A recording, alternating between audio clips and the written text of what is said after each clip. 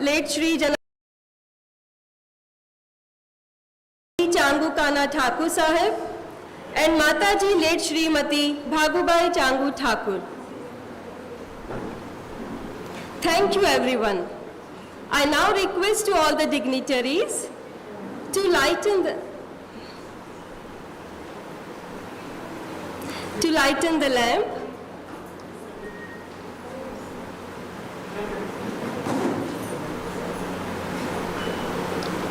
Thank you, sir.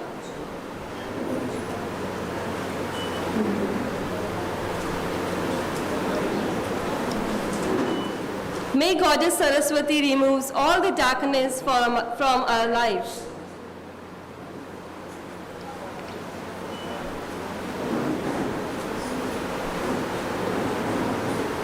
Thank you so much, everyone. I now request all the dignitaries to take their seat on the dais.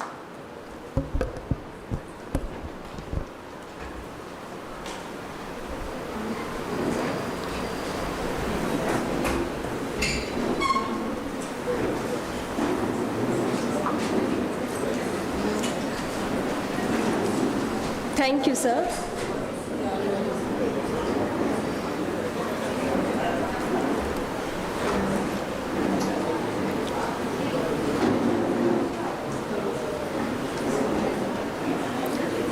Now I would like to invite Rohini and group to present the welcome song.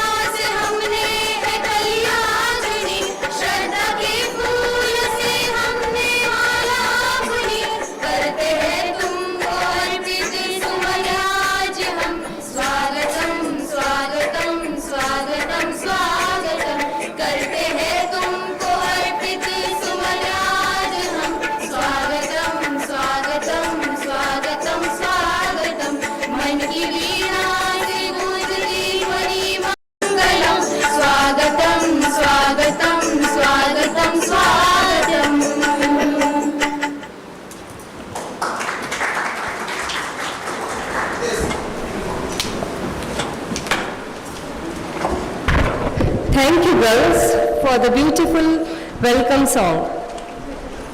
I, Ankita Jangid, would like to welcome you all on behalf of Janardhan Bhagat Shikshan Prasarak Sanstha's Ramshit Thakur College of Commerce and Science, Navi Mumbai, Kharghar. We, the RTCCS, is organizing two-day multidisciplinary international conference on the theme Current Emerging Trends for Advancement in Commerce and Science at Global Level. And to grace this two-day international conference, we have with us Honorable Dr. S.T. Gardesar, Secretary, JBSP Sanstha. Please welcome with huge round of applause. Dr. N.D. Mathur, sir, Dean, Jaipur School of Economics and School of Humanities and Social Science from JCRC University, Jaipur. We also have Dr. Shraddha Bhome ma'am, Principal at JK College of Science and Commerce, Mumbai. Dr. Upendra Gaikwad, sir, Principal RTCCS. Also, I would like to welcome Dr. Maheshwari Zirpe, IQAC Coordinator, Dr. Farooq Sheikh, Conference Convener. Also, I would like to extend my heartfelt welcome to all the HODs, coordinators, faculty members, technical team, non-teaching staff, volunteers, and all the participants. Warm greetings from Ramshit Thakur College of Commerce and Science. Dr. Ayuba Ibrahim Kamba, sir, is also going to join us online from Nigeria, and he is a keynote speaker for today's international conference. So welcome him also.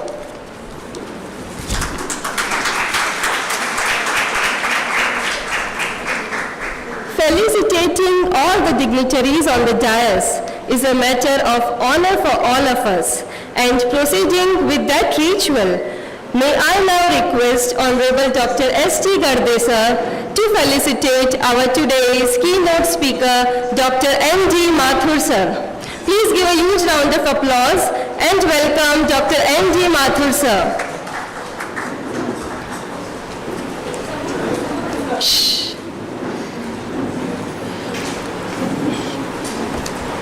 To felicitate with shawl,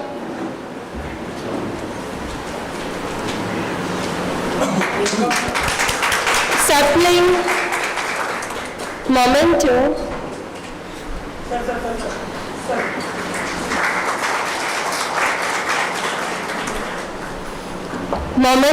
and Shrifal. Welcome, sir.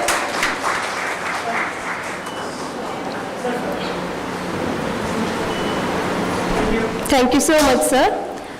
I now request Dr. S.T. Gardesar to felicitate Dr. Shraddha Bhome ma'am.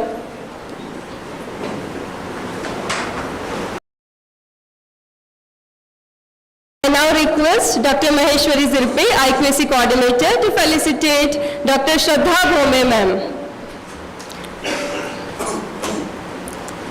With shawl, sapling, memento, and Shrifal.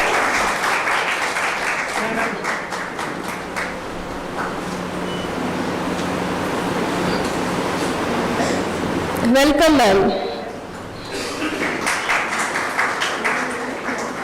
Thank you so much, Maheshwari madam. I now request Dr. Upendra Gaikwad, sir, to felicitate Dr. S.T. Gardesar, Secretary, JBSP Sanstha.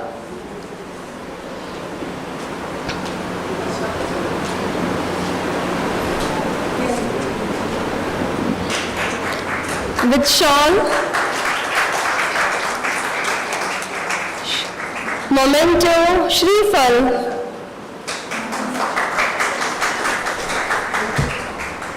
and sapling. Thank you so much, sir. I now request Dr. Farooq Sheikh, sir, to felicitate our principal, Dr. Upendra Gaikwad, sir.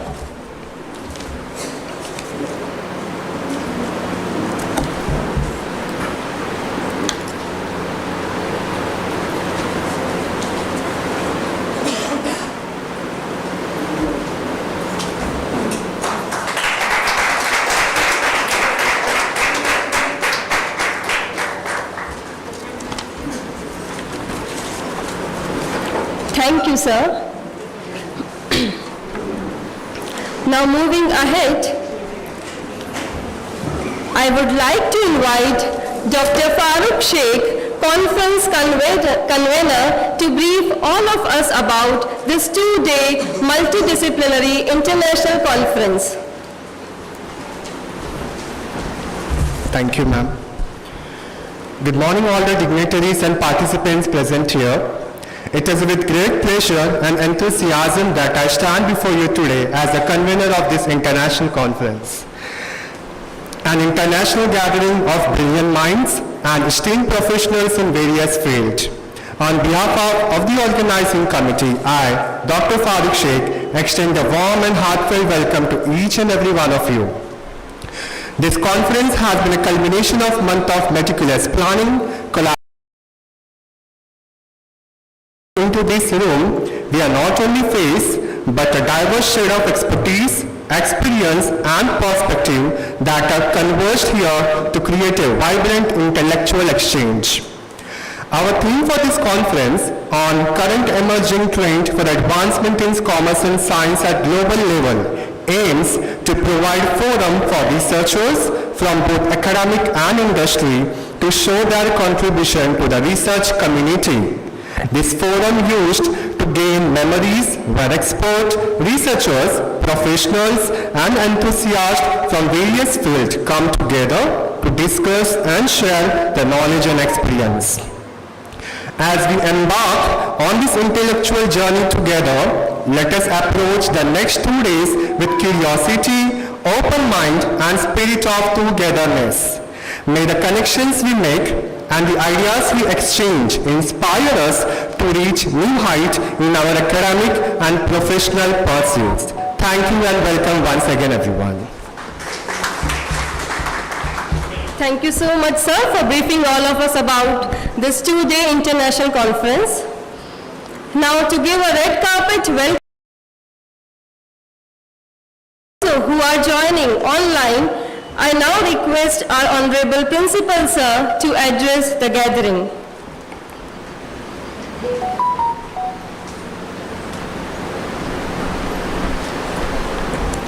Thank you, Madam. Honorable Chief Guest of the event, Dr. N.D. Mathur, sir.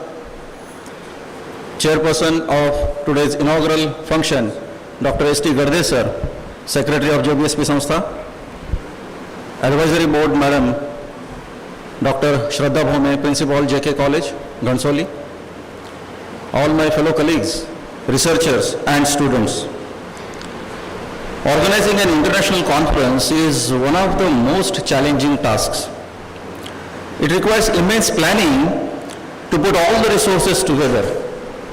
Bringing the stars together from the academic galaxy is really difficult. It becomes possible only when there is the greatest level of teamwork. My faculties have made it possible at Ramshay Thakur College of Commerce and Science, Kharghar. Till date, the college organized national conferences every year successfully, but this time we shouldered the task of an international conference. In the world of academia and research, it is always said that there is a wave behind every tide. This adage beautifully encapsulates the essence of this research conference. All the faculty members of our college are a vital part of this wave, diligently collecting research papers, conducting minor research projects, and transforming their findings into well-crafted articles. It is through their collective and relentless efforts that this international conference has taken shape, emerging as a beacon of knowledge and innovation. This conference will serve as a source of inspiration and a valuable resource for all those who seek to expand their horizons and delve deeper into the world of research. The success of this international conference would not have been possible without the dedicated efforts of the IQAC of our college and the conference committee. The unwavering commitment to this initiative has been nothing short of inspiring. As we look ahead, our best wishes go out to the international conference for this continuous success and its vital role in fostering a culture of research and academic excellence across the higher education institutions.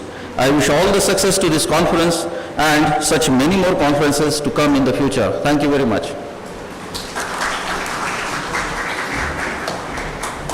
Thank you so much, sir, for your enlightening words. Now moving further, I now request from Advisory Board, Dr. Shraddha Bhume Madam, Principal at JK College of Commerce and Science, Ghansoli, to address the gathering.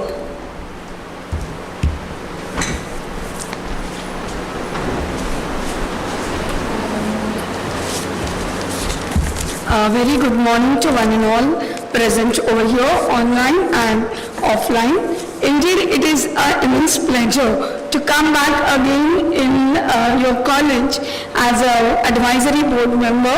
I remember I had been here, so 2 days in research methodology faculty development program and have guided the audience on review of literature and objectives and hypothesis framing with experiential learning part to the faculty members, I guess in the month of April 2022. So this is the second time I'm getting the occasion to be here in front of you all. I extend my special thanks to Rupendra sir, principal of the college, management, secretary, Dr. Garde sir and Mathur sir for giving this wonderful opportunity.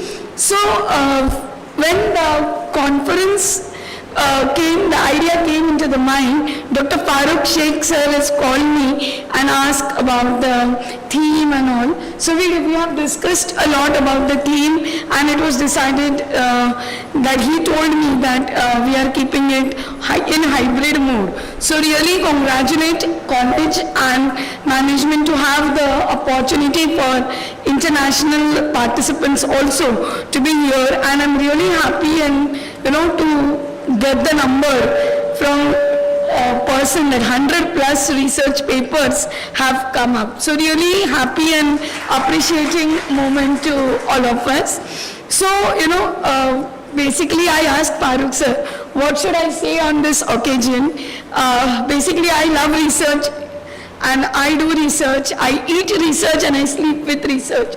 So I would like to highlight few things why research is important, because the theme of the conference itself is current emerging trends for advancements in commerce and science and at global level. So why research? Because before taking any action in business or even in teaching profession, marketing, finance, HR, so research is an important step to evaluate the idea. So once David Sunroff, the founder or pioneer, you can say, of American radio and television, he has quoted, research is nothing but a distance between idea and realization.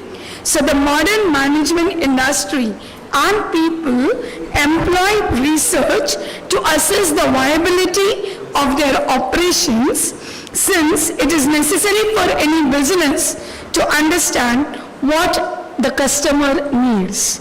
Similarly, research aids to the knowledge of customers' desires and reduction of risk and losses. So business can utilize the research to ensure the adequate product distribution, performance management, process re-engineerings, departmental assessments, employee well-being, all require organizational research and its proper analysis and implementation. So conducting research will help the firm to avoid the failures in the near future. So business may utilize research to determine whether now is it best to expand into a new city or whether they require a loan. So it could also help the small finance figures to figure out whether or not a procedures need to, which changes everything.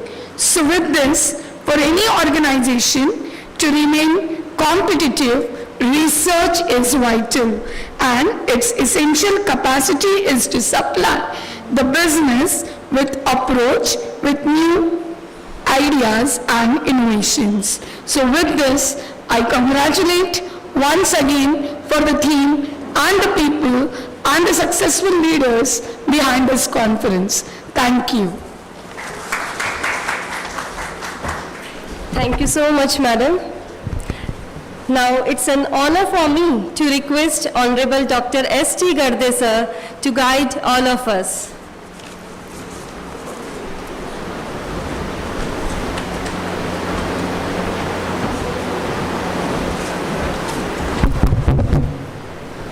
So, good morning to one and all who are present here.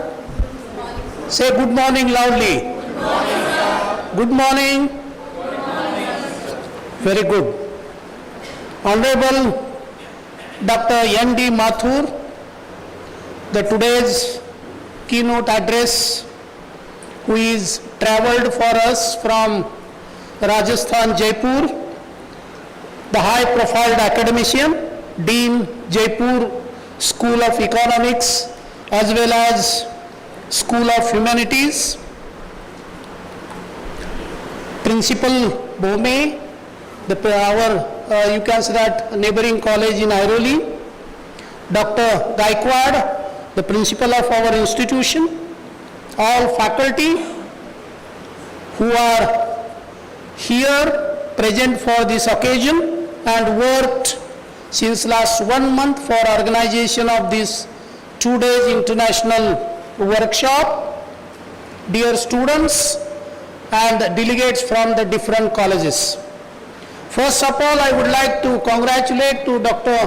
Gaikwad and his team for organizing this 2 days international workshop on very contemporary theme, that is the current emerging trends for advancements in commerce and science at global level. Friend, the name or the title itself of the workshop is a self-explanatory. It gives certain sort of no problem, no? It gives certain sort of sense of the change in the education field, not only in our country, but in the global scenario. Friends, as Dr. Bhome has given some basic ideas about the research, and that's why particularly in higher education, we are not only speaking about teaching, learning in the four walls. It also relates to the research, which gives certain sort of incitement and challenges to the ideas of learner for the purpose of finding the problems as well as their solutions systematically and scientifically. I personally feel research is nothing more than that of, you can say that, thinking, evolvement of certain particular theme for which you are thinking as well as decided to work, and you can say that understanding the incitement objectively, exhaustively, and on the basis of scientific and systematic manner, so that the conclusions and the suggestions which can be derived and can be applied for the future environment or the future perspective. And from that point of view, I personally feel the interactive sessions like this, particularly to the young teachers who want to go for the purpose of their career in academics, career in their profession, teaching, I personally feel merely the degrees, merely the eligibility tests, merely even the PhD is not sufficient to be the successful teacher. For that purpose, you have to have certain sort of qualities of opening yourself before the teachers, before your peers, before your, you can say that, friends, so that you can competently communicate your ideas to them. And from that point of view, I congratulate this college, who are always, you can say that, ahead for the purpose of organizing such resourceful and innovative, you can say that, concepts which are necessary for the purpose of the development. And from that point of view, you can say that gives the commendment to the different, you can say that people, teaching as well as non-teaching staff who worked, you can say that day and night for the purpose of organizing this. Friends, as you have mentioned the commerce and science, commerce, as you know, is a comprehensive term, is a generic term, which includes many things which are necessary for the purpose of either trade or for the purpose of getting particular transaction to take place, and the different aids which are necessary for the purpose of, you can say that, making the service or the goods from one place to another place. But the perspective of this commerce, particularly in the parlance of education, has been changed. Initially, commerce was considered as merely the study of trade, study of the different aids to trade. But today, commerce has got the different dimensions, multi-dimensions, complex dimensions, accountancy on one side, economics on the other side, managerial economics, as well as different supporting, you can say that, areas of the studies like taxation, like auditing, like costing, and at the same time, the statistics, mathematics, environment studies, all these comes in the field of commerce. And that's why the person who wants to be the, you can say that, good teacher in the field of commerce, he has to have the, you can say that, all these incitements of the trends which are coming in the field of the commerce. And at the same time in science also. Just now I was discussing with our honorable guests that in our country, now in higher education is getting, you can say that, eye-flickering changes. Eye-flickering changes in the sense that implementation and execution of the national education policy, which gives certain opportunities to the learner as well as to the teachers to become the interdepartmental, inter-faculty, because now at present we are very, you can say that, domain-based understanding or the arts. But today, because of this NEP, all these boundaries of the faculty will go out. Every person is the person in the field of constituent of the higher education system, either the learner or the teacher. And he has to be so, you can say that, vibrant. He must have the knowledge of humanities, he must have the knowledge of certain basic knowledge of the science, basic knowledge of the field of commerce. Then only he can go competitively and confidently before the students. And from that point of view, you must have the analytical approach in your mind. You must have the scientific temperament in your personality. And from that point of view, all these aspects can be understood and inculcated in such type of interactive sessions. And that's why I congratulate all of you for being here on this occasion of 2 days international workshop. And I hope you will take certain ideas, certain themes for the purpose of your future development. Once again, on behalf of our Janardhan Bhagat Shikshan Prasarak Sanstha and particularly Honorable Chairman Ramse Thakur Sahib, I wish the best wishes to all of you for this endeavor. Thank you very much. Sir, being as a mentor for providing a foundation how a teacher can enhance their teaching, learning and research part. Thank you, sir. You always encourage us to become a good teacher.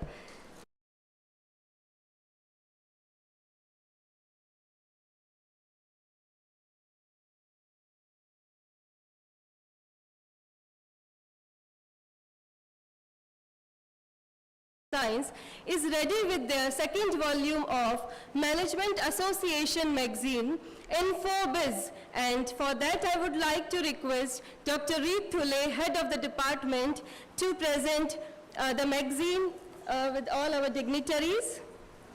I request to all the dignitaries to kindly unveil our Management Association magazine, InfoBiz. Please give a huge round of applause for our annual magazine, InfoBiz, which is ready.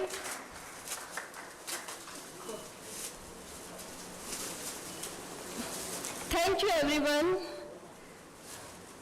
This is InfoBiz Management Association magazine, and this is the second volume we are publishing this year. So, huge round of applause for Department of Management Studies. Thank you.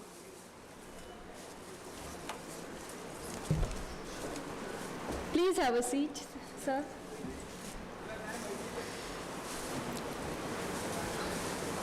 Now, we are at the end of the inaugural ceremony. Now we are at the end of the inaugural ceremony. I now hereby declare that we have done with the inaugural ceremony of this two-day international conference and would like to extend my hearty vote of thanks to Honorable Dr. S.T. Garde sir, Dr. N.D. Mathur sir, Dr. Shraddha Bhome madam, Dr. Rupendra Gaikwad, Principal RTCCS, IQAC Coordinator Maheshwari Zirpe madam, Conference Convener Farooq Sheikh, all the teaching, non-teaching staff for their untiring efforts. The team who is working behind the scene, yes, I am talking about the technical team. Please give a huge round of applause for the technical team. And last but not the least, special note of appreciation to all the participants who are present offline as well as online. Thank you for being with us, and now we will proceed with our international speaker, and the next voice you will hear from the Nigeria, and very soon we are going to start our conference with the international speaker, Dr. Ayub Ibrahim. For that, sir, I have to go there in front of laptop and accordingly. So you can proceed there so that it will be visible on the screen.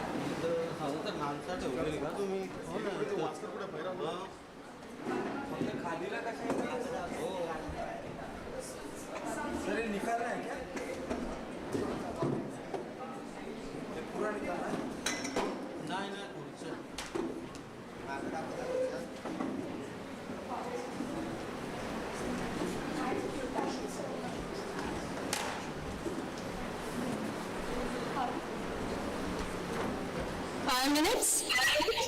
Okay.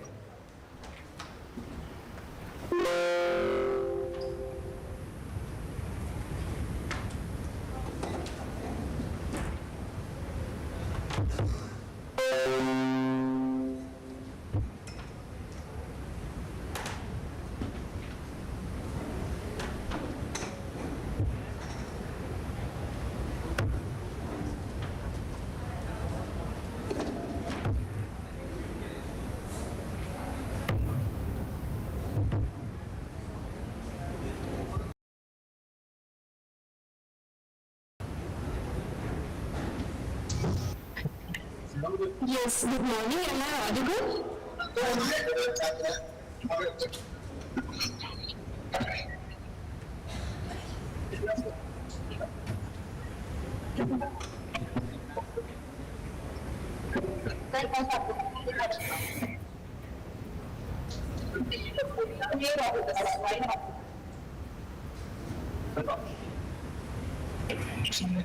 Yes, Sangeeta, am I audible now?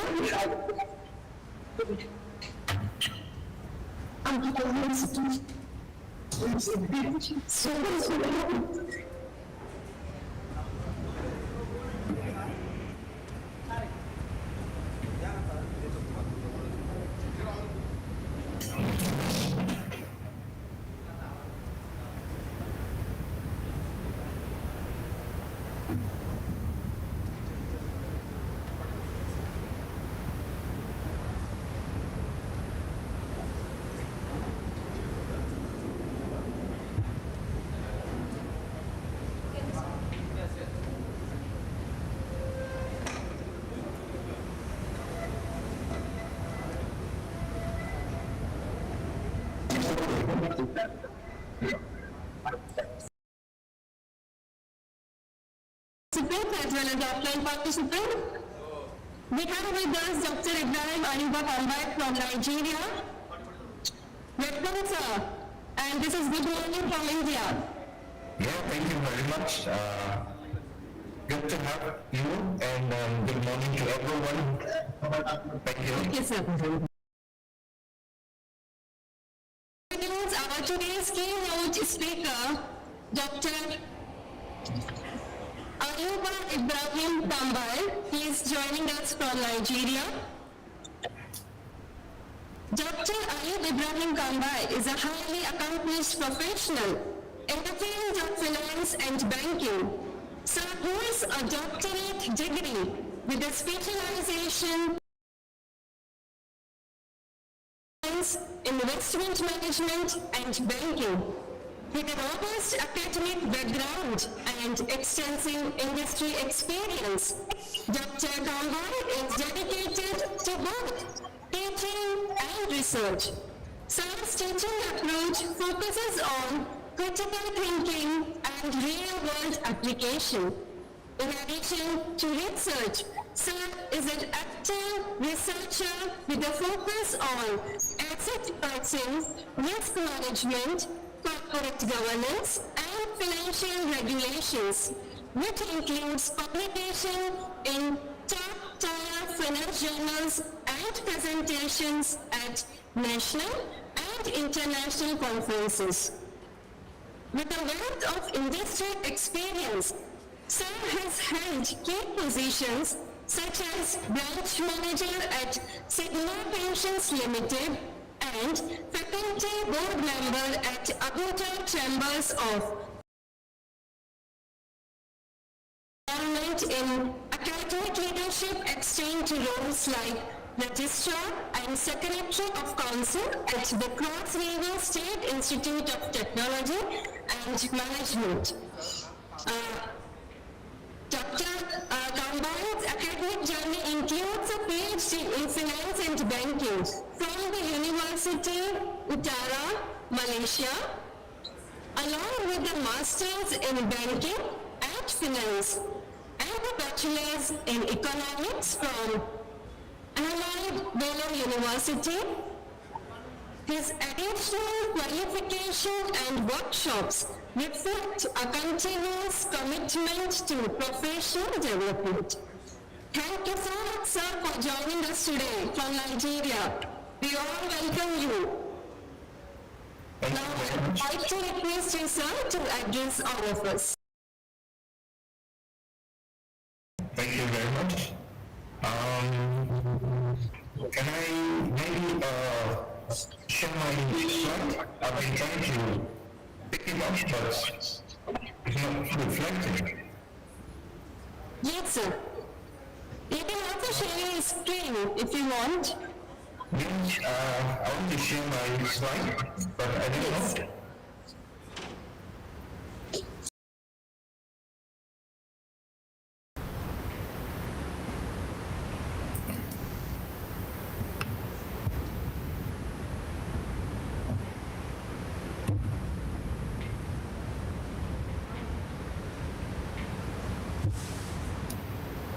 Okay.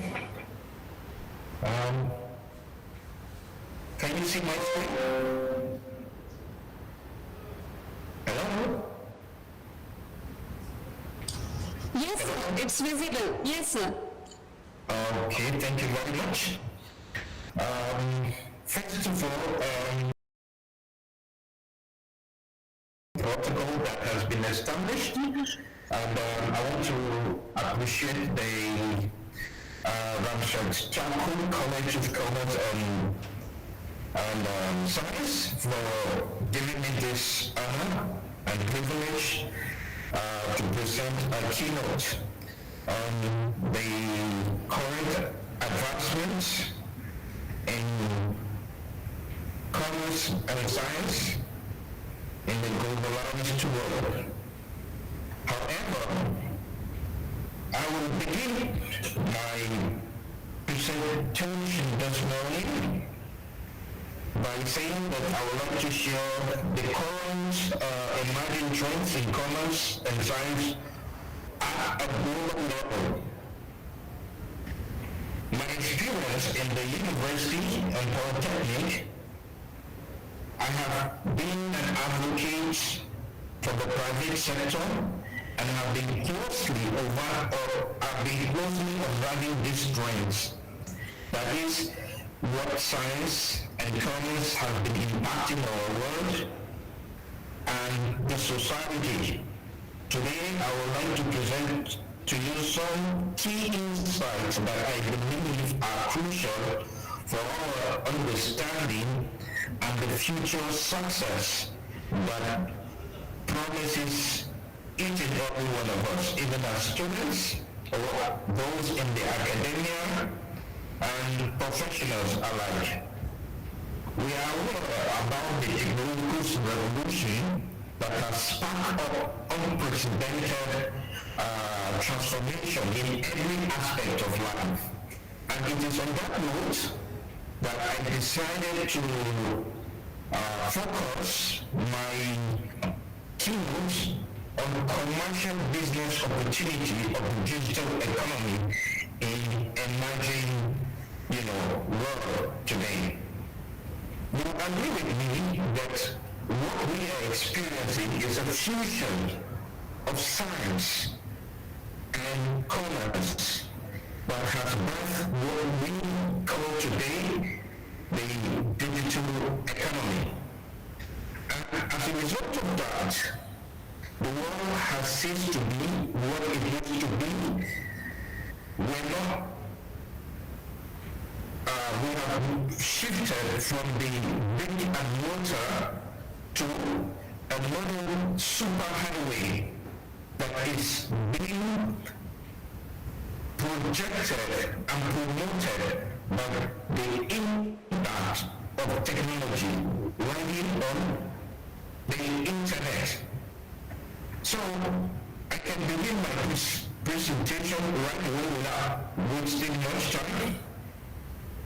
The digital economy, as we all know, has been birthed as a result of the fusion of science and commerce using digital platform listed on internet, which refers to a broad range of economic activities that uses digitized information and knowledge as key factors of production.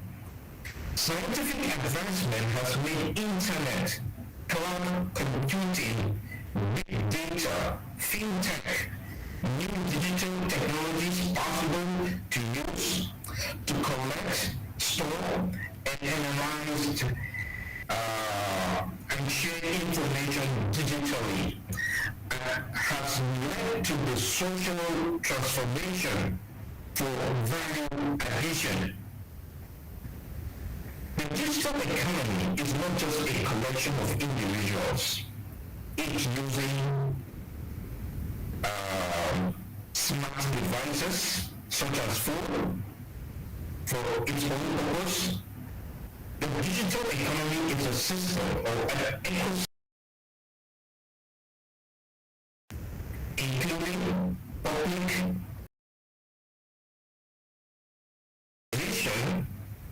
being able to utilize ICT to communicate and transact with each other and end users.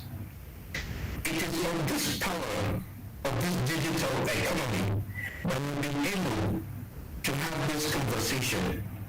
We've been able to connect and share knowledge and share research ideas using digital platforms, just like what we're doing today.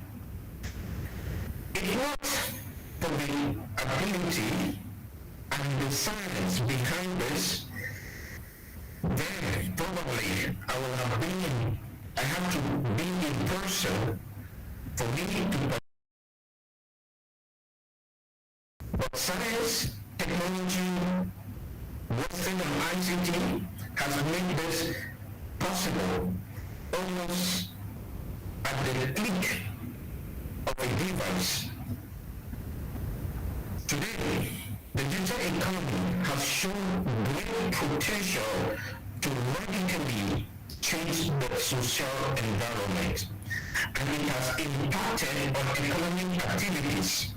But emerging markets today are experiencing high growth, rapid innovations, and broad application on other economic sectors. There are over 3 billion mobile phone subscribers in the world today, which constitutes over 2/3 of the world's population. For example, with Africa often quoted by the ITU as the International Technology Union and GSMA as the fastest growing mobile region.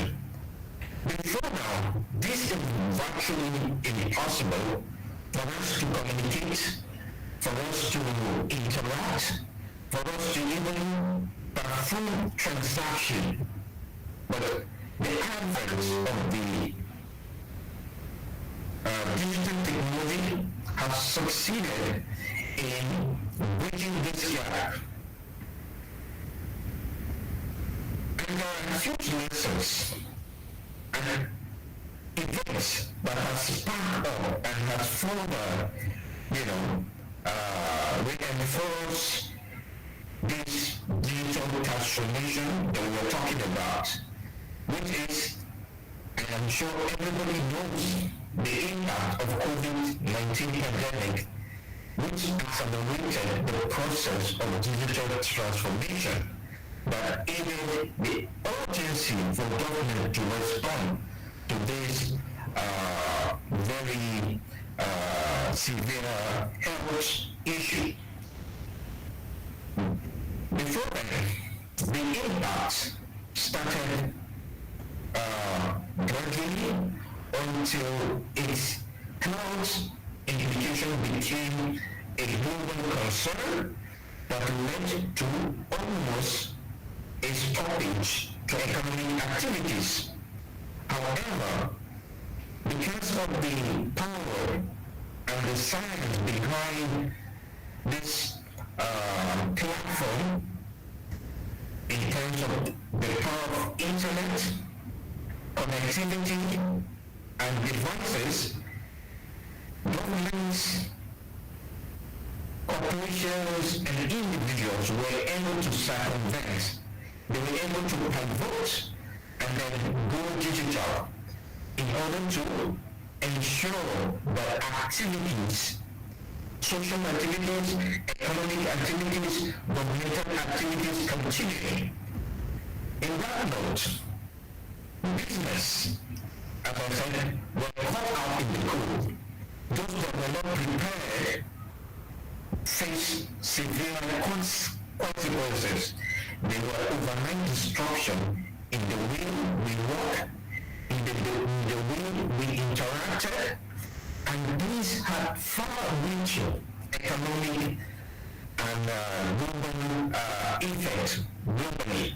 We saw the price of crude oil going less than even $4 per barrel.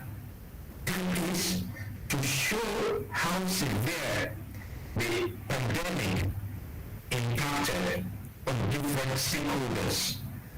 But however, this global economics, despite pandemic, despite having exposed the weaknesses in companies and economics, it shows that there is the need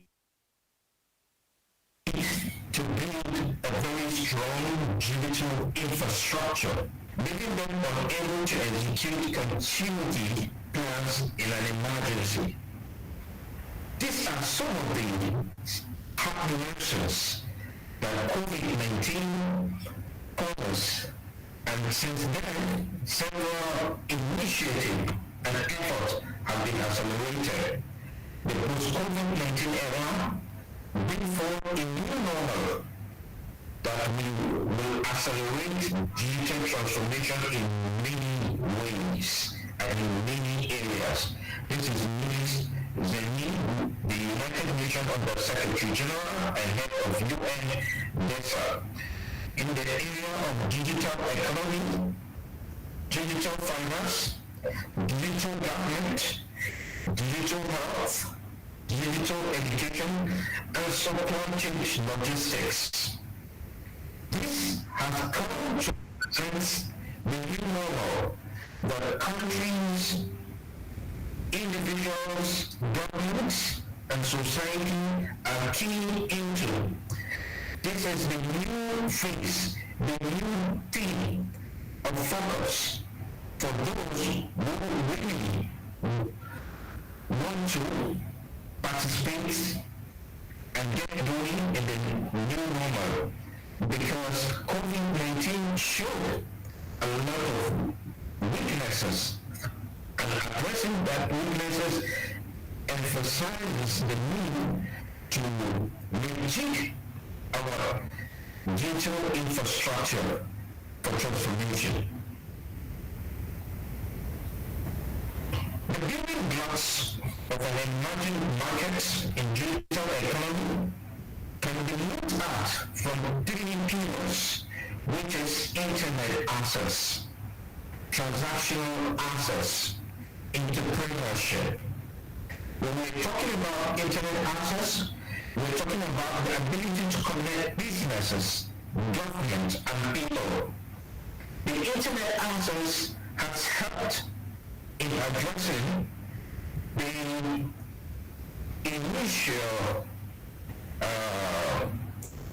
inability to connect, but we cannot continue in the previous way of doing things, where we have to do things physically, where we must have face-to-face engagement. Now, we proceed to the transactional access. What do we mean? The transactional access is the enablement, the enablers of products and services to be built and consumed. On the internet access, products can be built and services can be provided for consumption. And then it's an opportunity for entrepreneurs to key in into this. And this is through innovation that is the hallmark of an entrepreneur. How do entrepreneurs take advantage, or how are they going to take advantage of this internet access? Through the ability to enable products and services by using innovative ways of designing products that can be accessible for consumption. So these building blocks should be at the cost of every institution, of every government, of every researcher or scholar, in order to be relevant in this digital space or digital ecosystem. Now, I will share the thematic guidelines that will guide in shaping the kind of engagement that is available for the stakeholders, for those who really want to penetrate and be a player and dominate in this emerging market and digital economy. And the core of it is data. It has come up with an unprecedented outpouring of data that has become a source of value and addition for the numbers of players that are engaged in this ecosystem. That means creating economic development while protecting the rights of people, because you have an outpouring of data on the internet. There are protocols, there are procedures for you to be able to engage in.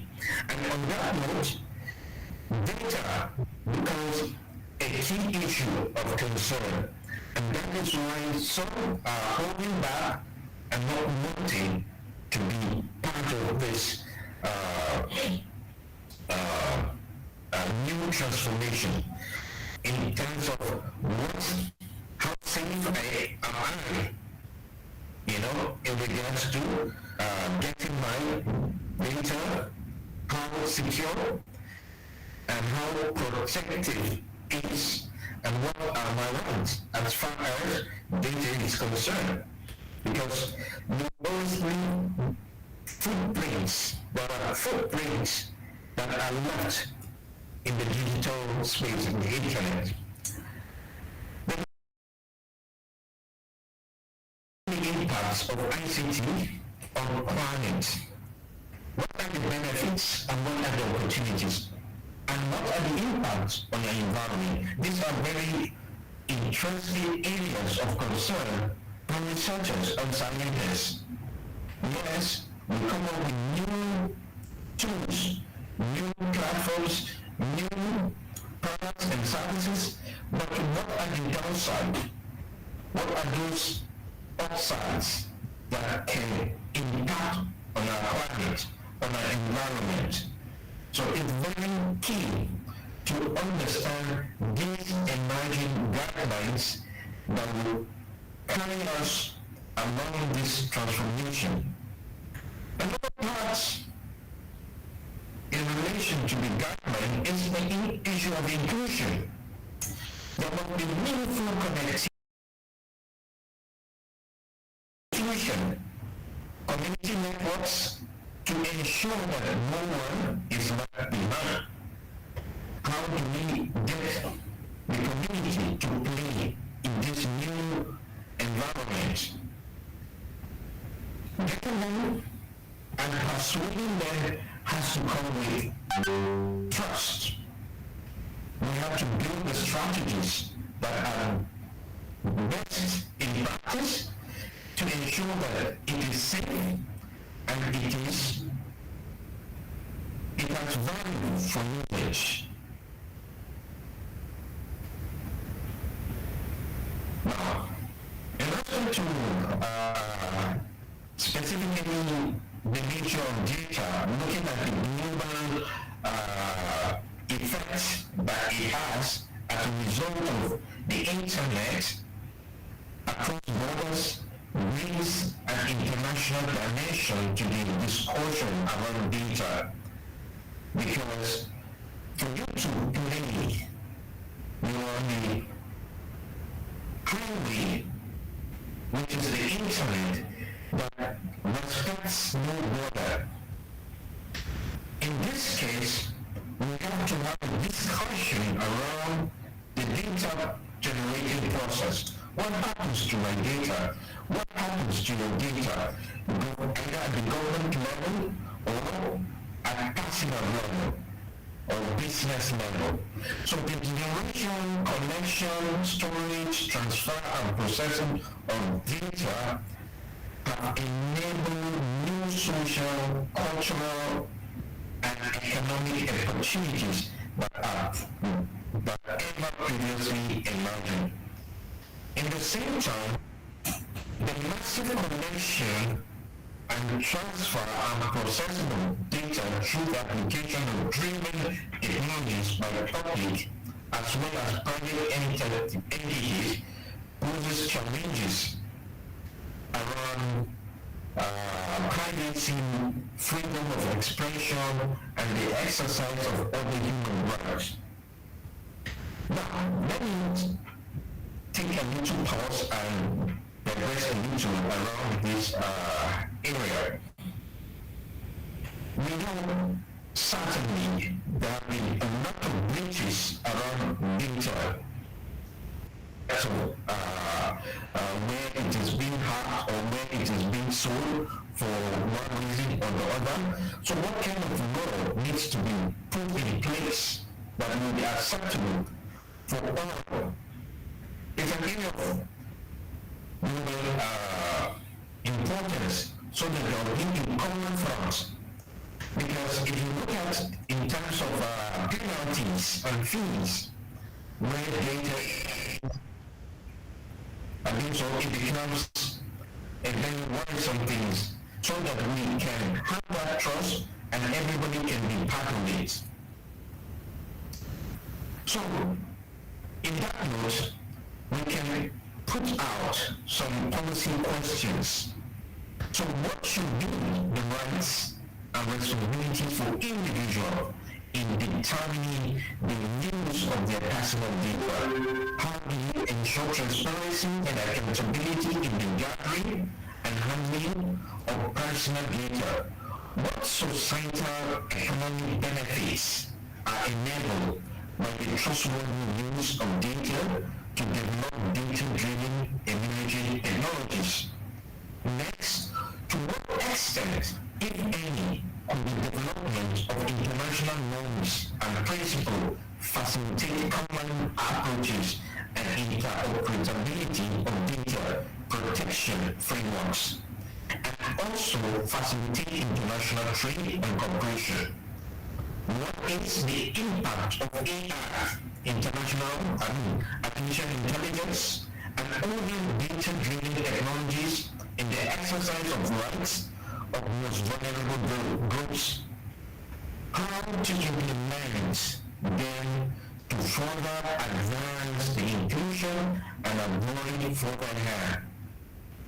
And lastly, but not least, how can we ensure equitable access to data for fostering competition and innovation? So these are policy questions that researchers such as Ramsey Taku College of Commerce and Science can begin to explore and see if we can be able to provide solutions that will create policy direction to enable the success regarding data rights, data protection, and so on and so forth. Well, the environment. The ICT sector currently performs better than the wider market.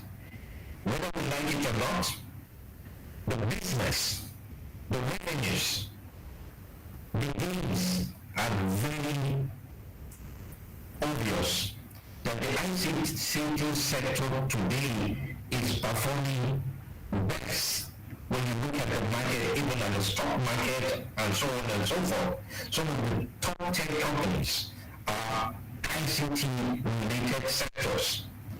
So what is the expected group poses its own challenge on energy and use and carbon emission? Because in the course of its spread and demand, it has created several externalities, negative externalities. How do we contain such as increasing resources consumption, pollution associated with manufacturing and e-waste? This is an urgent need. There is an urgent need to identify and address the cases in which the development and the use of internet and ICT as well as related devices and services may have adverse environmental impacts. And I have to note for us to see clearly those issues that need to be addressed going forward.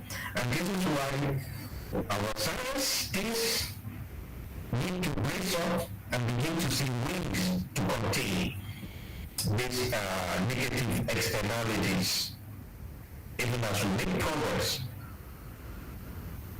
So, the illustrative policy questions that I also feel our researchers need to dwell on and find solutions is how can existing and emerging digital technologies contribute to addressing climate change?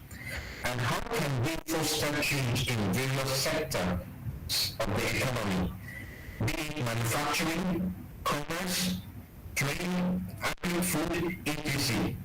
What initiatives exist and what can be done to improve them?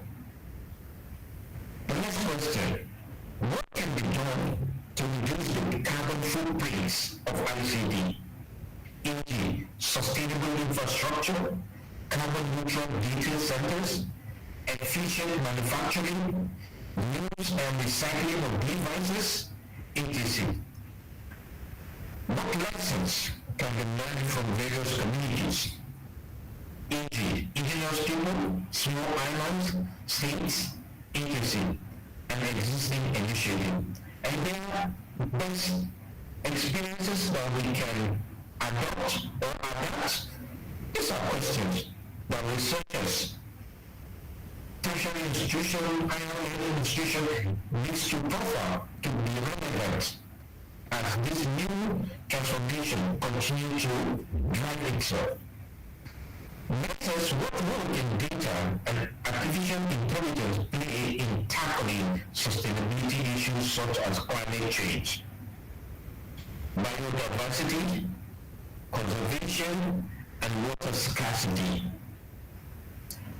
How can policy making benefit from the analysis of big data to better understand impacts of policy decisions on sustainability? I think if institutions of learning can dwell on these policy questions, it will go a long way in reforming and reshaping this transformation that we are witnessing globally.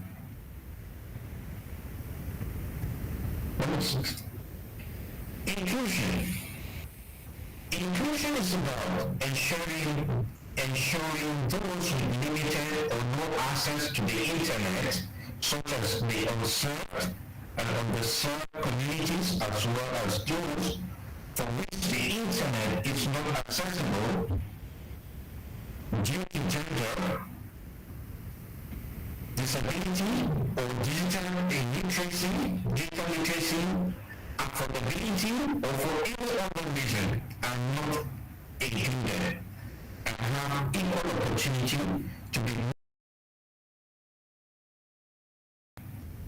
That means we are in a world of internet. And if we're in a world of internet where the world has shifted in, how do we ensure that we don't have anyone left behind? We want to carry everybody.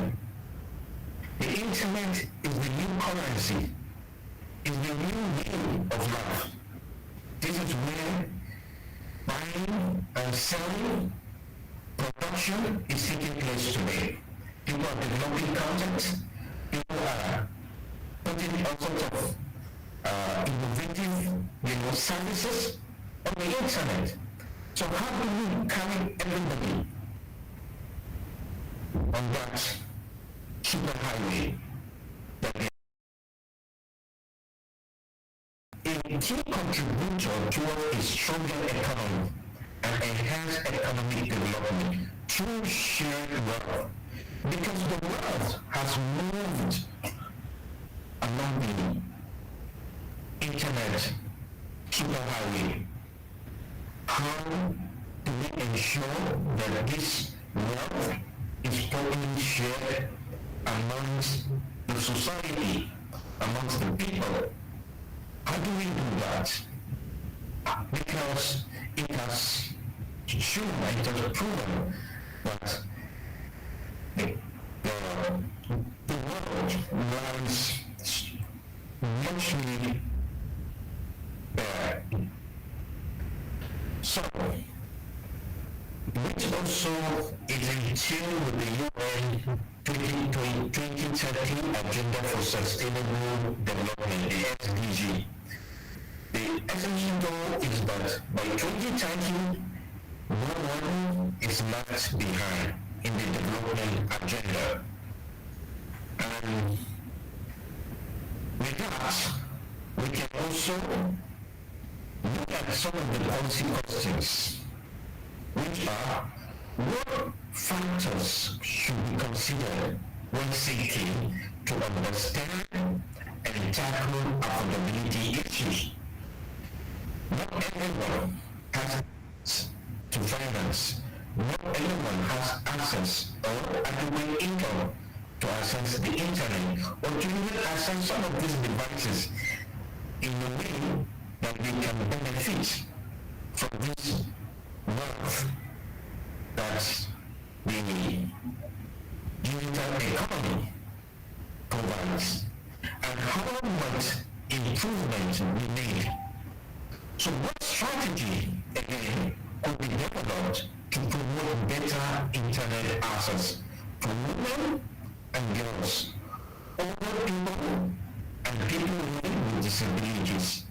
What about refugees and other disadvantaged groups?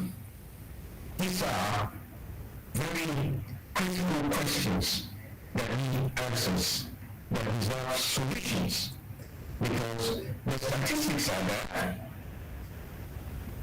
that shows that a large chunk of people might be left behind as a result of these factors. Now, the next one, within the evolving digital economy, how can we get the most contribution from the different actors of the internet ecosystem? And this speaks to the theme of this conference. How do we allocate? How do we get the most from those who work from the back end, the scientists who have been able to come up with these innovative products? What are the new challenges that these new products and services that will be produced are created? So what do we expect to see, and how do we expect to see our scientists confronting this challenge? It's very necessary. And in the area of commerce, how do we ensure that we have the market being accessible and the innovation that is within the entrepreneurial space can take advantage and create wealth for the society to benefit? So these are very critical questions. There is need to get the best from everyone. The scientists and the commerce, be you accountants, be you economics, be you statistician, all of you need to come out with what is best that contributes to this digital evolving economy. So how do we also best equip the workforce? Because the workforce has changed. It's not like what it used to be. So in this workforce of the 21st century, what is the educational institution strategy in this transformative workforce so that they can be able or better equipped to participate and to be fully engaged to participate? So it's a wake-up call for teachers to begin to think and to begin to profile.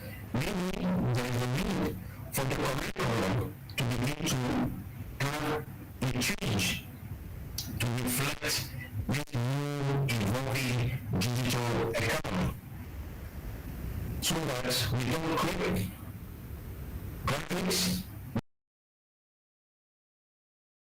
employment opportunities that will result from the digital transformation. transformation. Lastly, but not the least, on the policy illustrative, how do we manage the social inclusion within the community affected with technology, as the ICT could bring the change in their social relations? So change is coming, or has started, or we're in a different world completely. So how do we manage the social effects of technology? That's for you and me, the researchers, to answer. Trust is a currency, and for us to be able to win the trust that will enable us to see the full potential of this transformative transformation that is taking place, the internet must be developed in such a way that its potential as a tool for empowerment is tunable for free speech and as an engine of economic growth and development. In this context, trust relates to the security, the stability, and resilience of the infrastructure, systems, and devices, and also to the need for people to be safe and secure. These are both vital elements for enabling a healthy and empowering digital environment. Beneficial to all. Consideration of the relationship between security and people's fundamental freedoms and rights, exploring where the balance might be struck or trade-offs might be needed in response to the growing range of threats to the global internet and to internet users from all age groups. You agree with me that this is a serious issue regarding the internet. How do we make this internet safe for all? We've seen where youngsters, children are being manipulated or are being, led to wrong behaviors. How do we make this internet stronger and beneficial and safe for everyone? This is very, very critical for us. So let's look at the attempt to answer some of these questions. Which policy measure could be taken for the protection, prevention, and defense against cyber threats? And this is where we've seen the advance of cyber security professionals have been on the increase. Every society, government, private, and individual are focusing more on these threats from the internet because of what it can, the damages that it can cost. So today, cybersecurity is a very interesting and very in-demand, skill job, because despite the potentials and the opportunities that the internet offers, the threats are real. What role then can the implementation of the principle of safety be designed? Privacy by design and by default as a principle play to secure human rights and achieve increased safety. Next question, what are the responsibilities of digital platforms, public authorities in regulating on policing contents and where and how should the balance be struck between freedom of expression and public safety. I think we're all familiar with some of these issues. The question is, how do we design, how do we regulate without infringing on the rights of freedom of expression and safety? Now, what kind of collaboration among internet platforms and media outlets could work to fight disinformation and fake news online?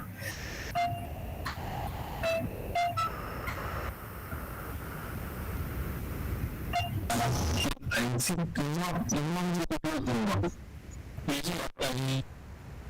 what kind of collaboration among internet platforms and media outlets could work to fight disinformation and fake news? What is digital sovereignty? Is it positive or negative? And how can national and international laws be applied?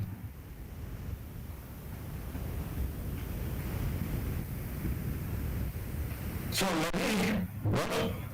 despite the vast opportunities presented by the digital economy, emerging markets have not fully realized the potential of harnessing the digital technology for sustainable development.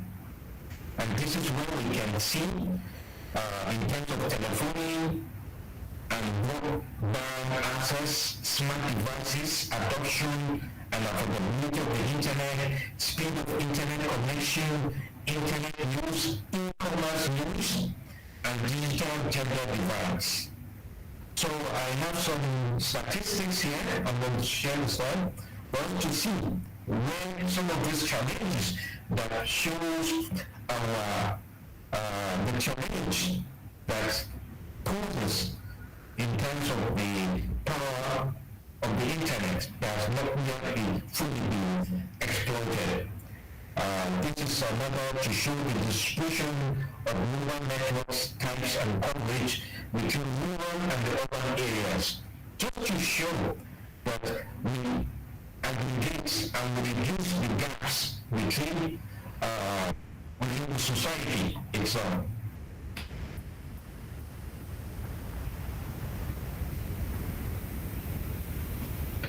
So all groups and countries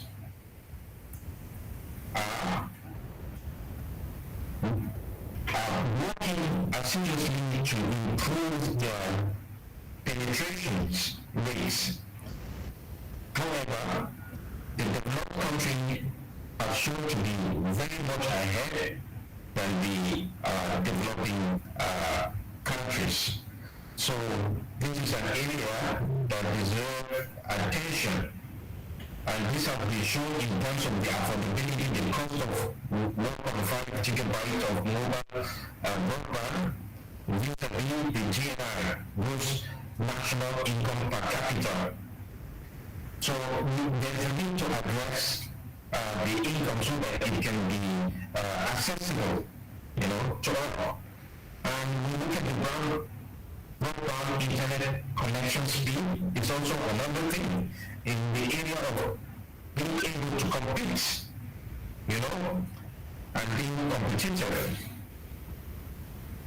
And quickly, the speed of internet connection is a key determinant of the capacity to generate and use data traffic, as the technology and use of the internet have been evolving very rapidly in the last 20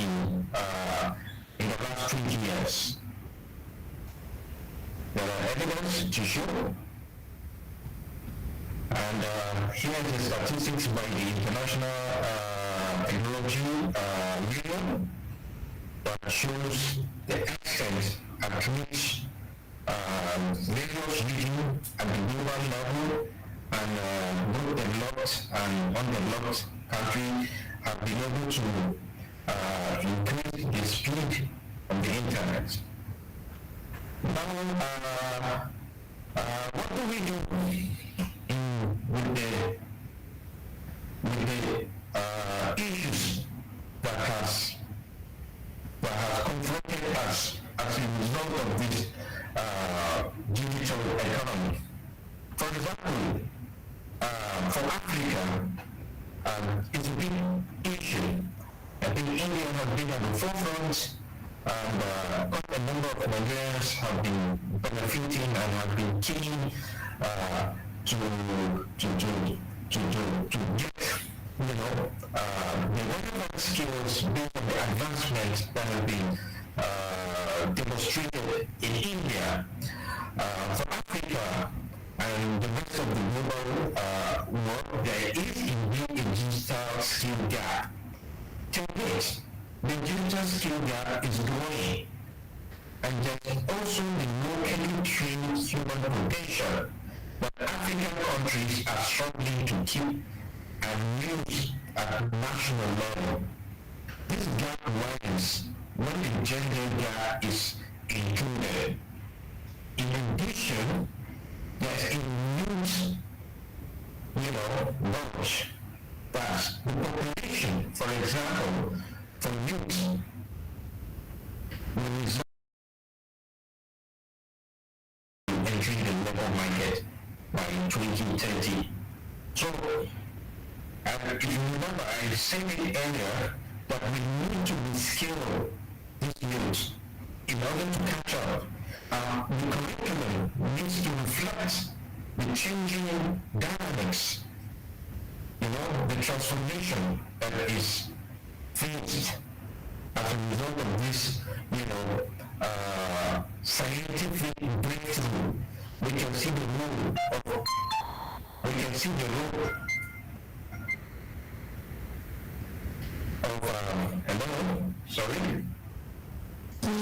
role it's playing.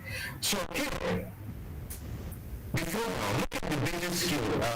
The basic skill before is when you are able to create your professional online profile, able to do word processing, managing, ability to manage your privacy setting, you're able to make email and send email, using your keyboards and touch screen. These are basic skills. But because the scientific outpouring as a result of scientific research, new tools, new technologies are emerging that needs to up itself, and for others to be able to play around, we need to upskill their skills. And we can see advanced skills today is artificial intelligence, big data, digital entrepreneurship is the new thing and is paying big time. Cybersecurity, Internet of Things, and virtual reality. So this is the core area that institutions of learning must begin to focus and prepare the skills of their students. And even the teachers like us, we need to begin to upskill because of the fast pace at which these scientific products are being deployed on a daily basis. So, what are the opportunities available for us today? The opportunities are many. I just listed just a few. Opportunities in digital banking, remote work, freelancing, virtual reality, blockchain and crypto, online education, content creation, e-entrepreneurship, shared economy, and digital platforms. These are opportunities that beckons as a result of this. And in conclusion, we must be able to come up with a shared vision. What is the vision that we have? Why is this? We have to be able to put it out there to the students onto the businesses and the small or micro businesses on the need for them to see that there is a change that is happening and why they need to key into it. Next is involve those that are impacted. How do we involve those that have been impacted by? We have to be intentional, we have to be deliberate by reaching out and ensure that we involve them in the planning and implementing this change. We have to establish measures of success, work with the team, establish what would be considered as successful and how can that be measured. Then we have to implement the change. So we have to do, by example, that means we have to build a plan and then we have to communicate through phases, and then we should be able to see how we can measure the right results. On this note, I want to say I'm highly elated and I'm very grateful for this opportunity, and thank you for having me. Thank you, dear participants and special guests. It's my pleasure to end my keynotes on this. Thank you so much, sir. Thank you so much, sir, for providing valuable insights on emerging trends in commerce. Sir has also explained the building blocks of an emerging digital economy and ICT tools. So your section will definitely help us to do research in the area of latest trends in commerce and management. Sir, I would also like to add your insight towards reduction of carbon footprint generated due to the use of ICT proves to be very encouraging and motivating to all the researchers. Also, your highlights on preparing basic skills, advanced skills, and intermediate skills for preparing our future generations. Thank you very much, sir. It was a very impressive session for all of us. And also, I would like to say one thing, that most of the crowd has joined offline. So very less crowd in online. So just hope you will manage this. Most of the crowd is seeing your session offline here. So now I would like to start with the second session that will be offline only. So that you can see on YouTube link. Alright, thank you. And we will start with our national speaker, sir. And one thing, if anybody would like to ask any question, you're free to ask. Okay. Yes, sir. You said? Okay, sir, no problem. Whenever I will receive the messages in the chat box, I will mail you, or we can connect afterwards. After having Feel free.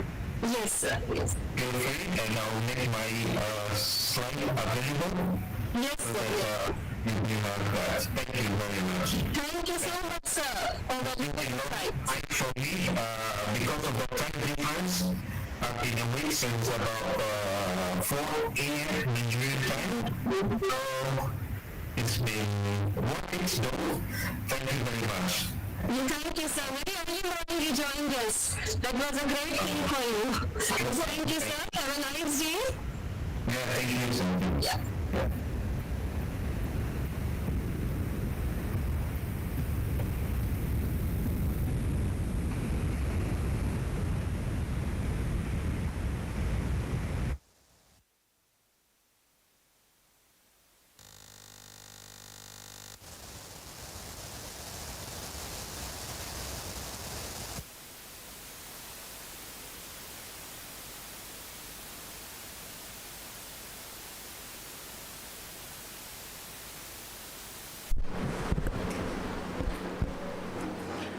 Thank you everyone for being patient.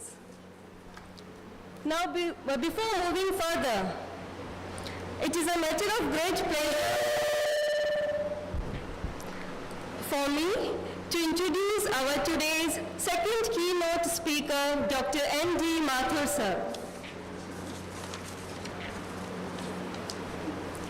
Professor Dr. N.D. Mathur, currently serving as a Dean of the Jaipur School of Economics and School of Humanities and Social Science at JCRC University, Jaipur, brings a wealth of academic and administrative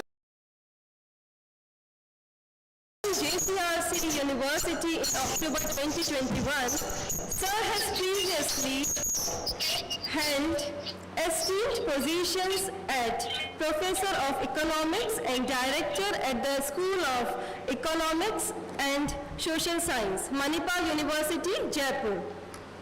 Professor Mathur's distinguished career includes leadership roles as the Director of the University, 5-year Law College and Director of the Administrative Services Pre-Training Center at the University of Rajasthan, Jaipur.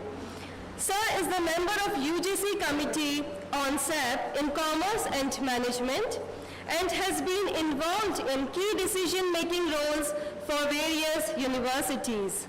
Sir has authored numerous research papers published in the reputed journals, and under his supervision, 36 students have been awarded PhD degree and postdoctoral degrees.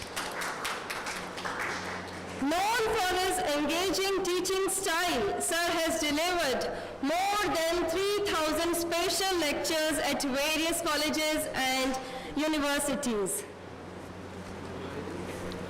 Beyond this, Professor Mathur served as a board member and academic consultant at Wamula International in Kenya, a renowned research-based NGO.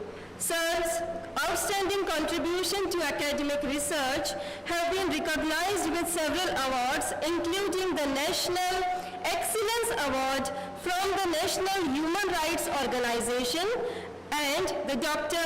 APJ Abdul Kalam National Award in 2021.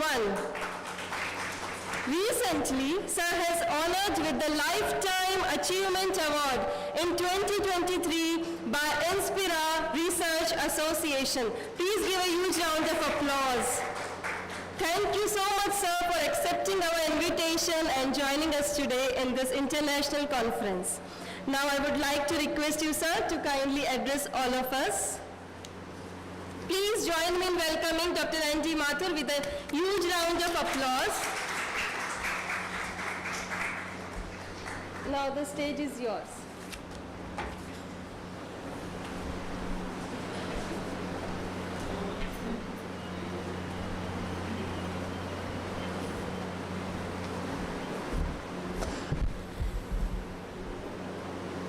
Good afternoon, everybody. खिड़कियां खोल दी हमने लेकिन बहुत देर की. खिड़कियां खोल दी हमने लेकिन बहुत देर की. हमें तो यही पता था कि बाहर भी अंधेरा है. हमें तो यही पता था कि बाहर भी अंधेरा है. I'm extremely thankful to Ramsey Thakur College of Commerce and Science for having invited me for this international conference, and thanks to Principal Gaikwad for this invitation. But I am here. The first reason is the invitation, the second is my student is teaching here. Dr. Namrata, Madam Namrata is there. And she was my favorite student at Rajasthan University, Jaipur in 2015-17 batch. And some students, कुछ बच्चे ऐसे होते हैं जो जहन में रह जाते हैं. And she was continuously having networking with me, and she requested me to come for this conference. So I am thankful to Ramsey College and Madam Namrata for having invited me, and I am here because of that.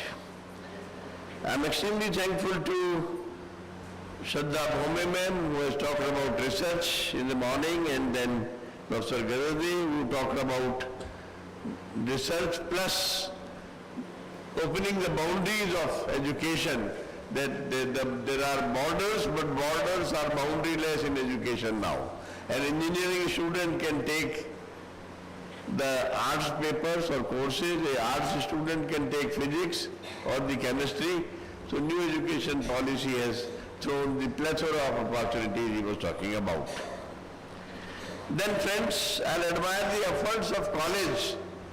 Normally an affiliated college of this type, which is an undergraduate college, normally they don't organize international conferences of such type.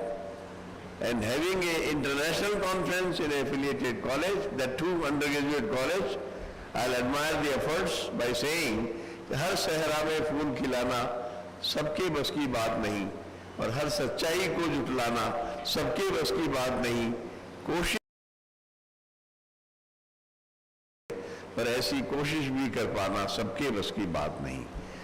So Principal Gaikwad and his team, Mr. Farooq and Dr. Prasmesh and others, and Madam Jangi who is anchoring this program, all the team, very nicely team has organized this.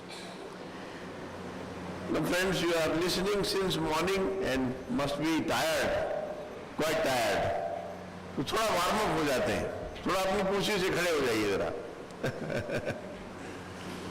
And raise your hands like this. Raise your hands like this. बैठिए please. Yes, please sit down now.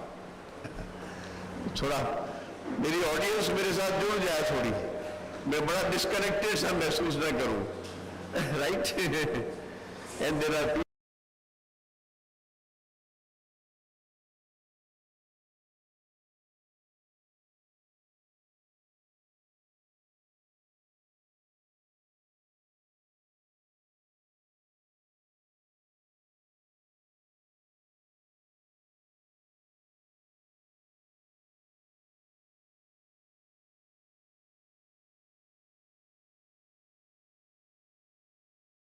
fast.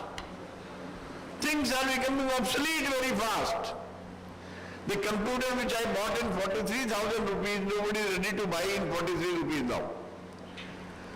So if things can become obsolete, we as a professional can also become obsolete. If I will not update myself with international conferences like this, I will also become obsolete as a professor. So if I want to continue and survive as a professor, we have to update, we have to keep pace with the change. बदलाव के साथ बहना पड़ेगा. We have to keep pace with the change. Otherwise, somebody will, the position you are occupying, somebody else will occupy that position. Then Namrata will not call me or Gaikwad Sahib will not call me, somebody else will be here. I will be replaced anytime because if you are professionally incompetent, you will be replaced. एक शेर जब सुबह सोकर उठता है, when a lion wake up in the morning, he must be thinking that my running speed should be faster than the fastest deer in this jungle. Otherwise, I will starve to death. Bhuka mar jaunga. And when a deer wake up in the morning, he must be thinking that my running speed should be faster than the fastest lion in this jungle. Otherwise, I will be killed. So whether you are a lion or the deer, you have to run. We all have to run. We have to update ourselves. We have to keep pace with the change. Otherwise, either we will starve to death or we will be killed like a deer. So जो जितनी ऊंचाई पर बैठा है, उसको उतनी ही मेहनत करनी है. We all have to run whether we are lion or the deer. Higher the position you occupy, more the running you have to do. You have to occupy the position, and if you have to continue, there is something at the stake, and what is at the stake? Your survival is at the stake. A शायर has said that बुलंदियां बहुत देर तक किसके हिस्से में रहती हैं? बुलंदियां बहुत देर तक किसके हिस्से में रहती हैं? ऊंची इमारतें हमेशा खतरे में रहती हैं. So there is always a danger of replacement, and that is the competition, great competition. Now why we are talking about this? What has happened that we want change? In the changing scenario, we want new Indian commerce curriculum, or we want science curriculum to be designed in a new manner. Why? What is the reason? सब काम चल रहा है जिंदगी में. Why do we want change? We want change because many things have triggered now.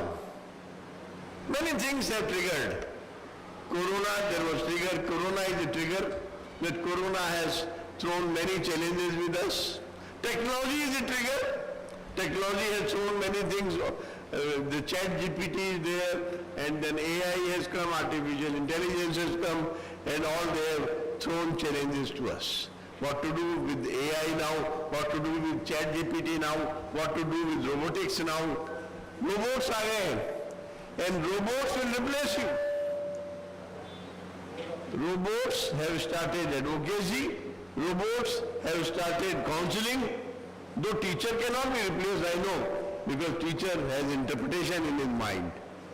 And robot cannot interpret, cannot use the mind, they can do the programming, things through programming only. So teacher cannot be replaced, actors cannot be replaced, surgeons cannot be replaced, but those who are doing repetitive activity, they can be replaced anytime. So robotics is another reason. Now, Thomas and Friedman wrote a book, World is Flat, in 2005.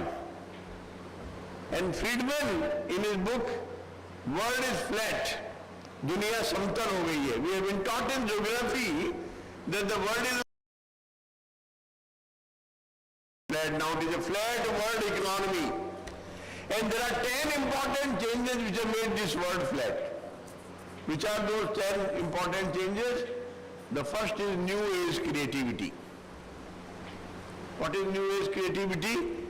That walls are falling and windows are up. दीवारें ठह रही है, people are connecting through windows. एक Berlin की दीवार थी 1989 में गिरा दिया उसको. The wall doesn't exist. The wall doesn't exist. The walls are falling. It means rigidities are dismantling and flexibilities are entering. People want to connect. People want to give information. People want to take information. People want to share information. People want to interpret information. And that's why they are connecting through windows. खिड़कियां निकाल दी दीवारों में लोगों ने. Which windows? Windows 7, Windows 8, Windows 10, Microsoft Windows. And we are connecting through Microsoft Windows now. Then this is new age creativity. What is the impact of this? The impact is that economic power has started tilting from Europe, from Western countries to Eastern countries like BRICS. Brazil, Russia, India, China, South Africa. This shifting has started. Economic power. Second important flattener which have made this world flat is new age connectivity. What is new age connectivity? That the distances have died. Yesterday evening I attended a marriage in Jaipur and today morning I am here. In the midnight I was here. And again in the midnight I go back to Jaipur. So distances have died. A person at Nigeria talking to you, where is the distance? There may be actual distance, but the virtual distance has become zero. There is death of distance. This is new age communication. And we can very quickly connect to a person wherever he is, you just push the button of your laptop or the mobile and the person is there. You need one call, person is one call away only. Then third important is workflow softwares. That earlier the man used to talk to man, but now man can talk to machine, machine can talk to man, and machine can talk to other machine. When you insert ATM card in the machine, what happens? You are talking to machine and machine is talking to you. When you make a railway reservation or the air reservation, you cannot book that seat from any other computer because one computer has talked to another computer. So this is possible through workflow softwares. The fourth important change is outsourcing. That पहले प्यासे को कुएं के पास जाना पड़ता था, अब कुआं प्यासे के पास आ रहा है. The job is coming to man, man is not going to job. The outsourcing jobs, the business process outsourcing, and the knowledge process outsourcing jobs, they are coming to India, they are coming to China, and we have been benefited by that. There was employment at midnight in 2000 when there was 2000 terror was there in 1999. The Y2K problem. And Indian engineers solved it and they all went to America to solve that problem. All IITians, whether they were in civil or they were in mechanical or they were in textile, they all went to Europe. So this is outsourcing. Then insourcing. Insourcing is for cost reduction. That if outsourcing is job is given outside, insourcing job is taken inside. If LG is repairing LG TV or LG fridge, they are repairing other TV and fridge so that cost reduction can take place and the economies of scale can be enjoyed. Economies of large scale work can be enjoyed. This is another important change. So new is connectivity, new is creativity, then our workflow softwares, outsourcing, insourcing. Number 6 is supply chain management, logistics. Now logistics has become so simple now that if madam goes to a mall and she lifts a product, now everything is integrated with the chip. That what is being lifted, at what time it is being lifted, at what price it is being lifted, in what color it is being lifted. By the evening all logistics will work, information dissemination will take place and all packets will come back. Suppliers have become partners in business. Supply chain management has become so effective. And then the another important change is the downloading. At our time Google was not there. We used to believe to our teachers, Guru Govind dono khade kaake lagu paaye, aur balihari Guru aapki Govind diyo dikhaye. But now Govind is somebody else. Guru Google dono khade kaake lagu paaye, to balihari Google teri jo Guru diyo chhuda hai. Google has become very important. Search engines are there. We did not have this possibility with us, but you have this opportunity that you can share the search engines for everything. The downloading is possible.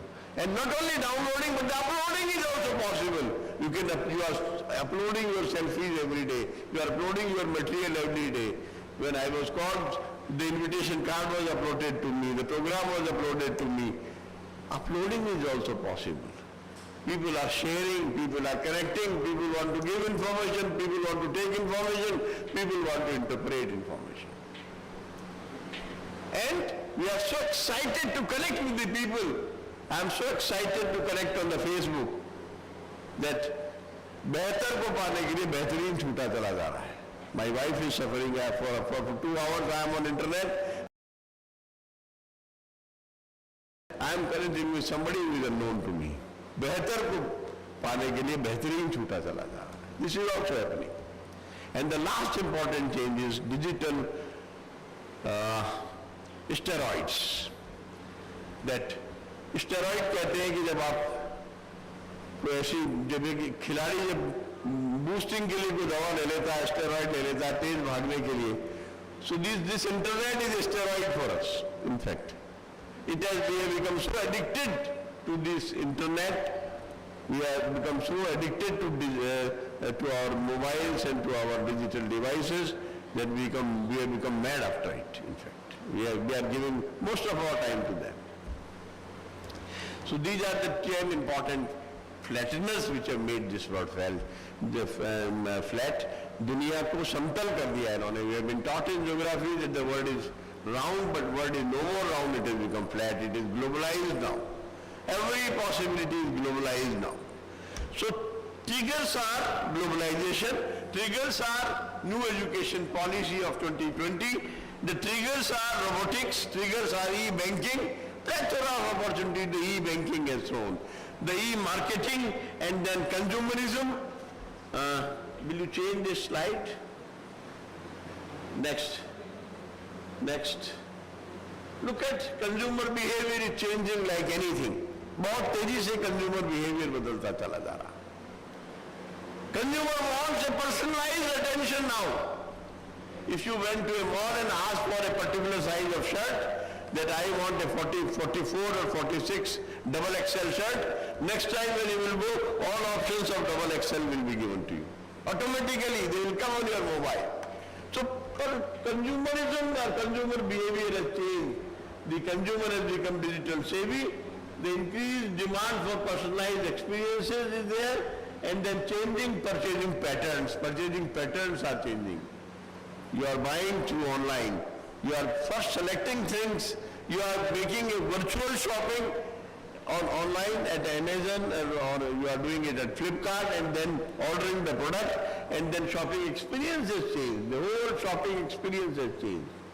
And business therefore need to adapt their strategies to cater to the evolving needs of Indian consumers, like artificial intelligence powered products recommendations. Now artificial intelligence, they have started making applications, and these applications are coming to you because they are doing data analytics. They will collect all your data through the various LinkedIn or the Instagram or to Facebook or to anywhere you are associated, because be on the net is the first principle these days, and you are on the net, your all data is there with them. They will analyze that data, and then they will supply the things to you according to your interest. So consumer behavior is changing. Next slide.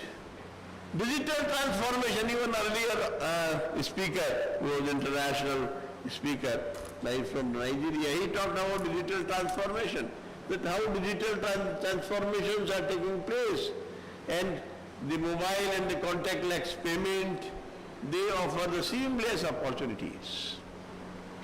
Before COVID, this payment system was not, the transaction system was not on Paytm, but now after COVID we have learned that how transactions, contactless transactions can be done, and then Paytm, and then Razorpay, and then UPI, and then Beam.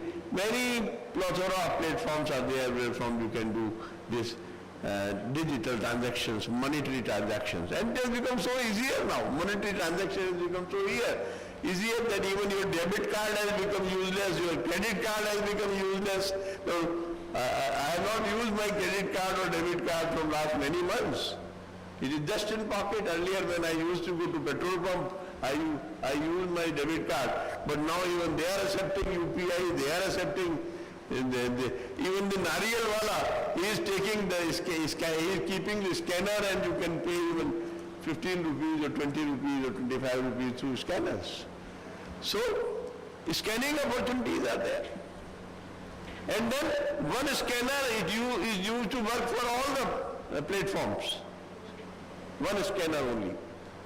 I think who has done it, probably Mr. I've forgotten the name. So greater digital transformation has created plethora of opportunities of data analytics and empowers business to make informed decisions, optimize operations, transform the traditional business models, and has created new business opportunities and new opportunities for growth. अब देखिए business की इतनी opportunity आ गई है कि if you order a pizza now suppose, so the type of pizza will be shown to you, the photograph will be shown to you, and days are not far when you have an aroma of the pizza also, that what kind of aroma it gives. Days are not far. बहुत दूर नहीं है उनके. Next slide. Rise of startups.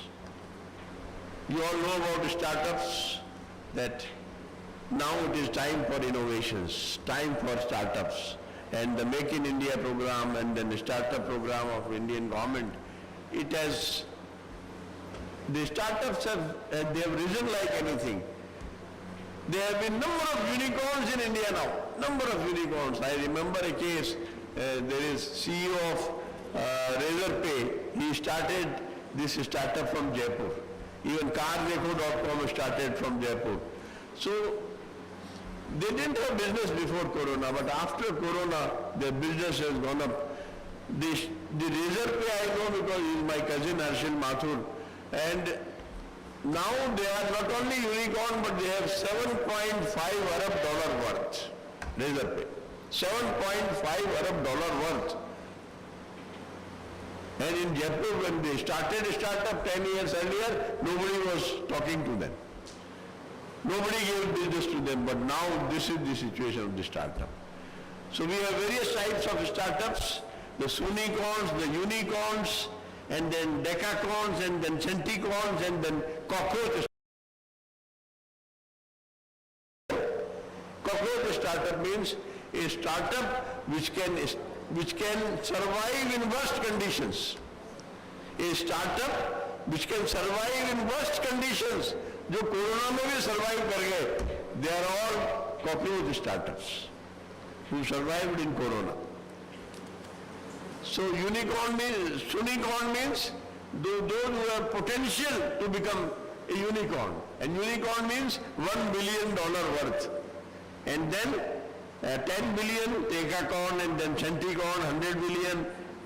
These are the different kinds of startups. मेरे अपने शहर में जयपुर में मैंने देखा new startups are emerging. Recently an engineer has started a startup named Jaipur Belt.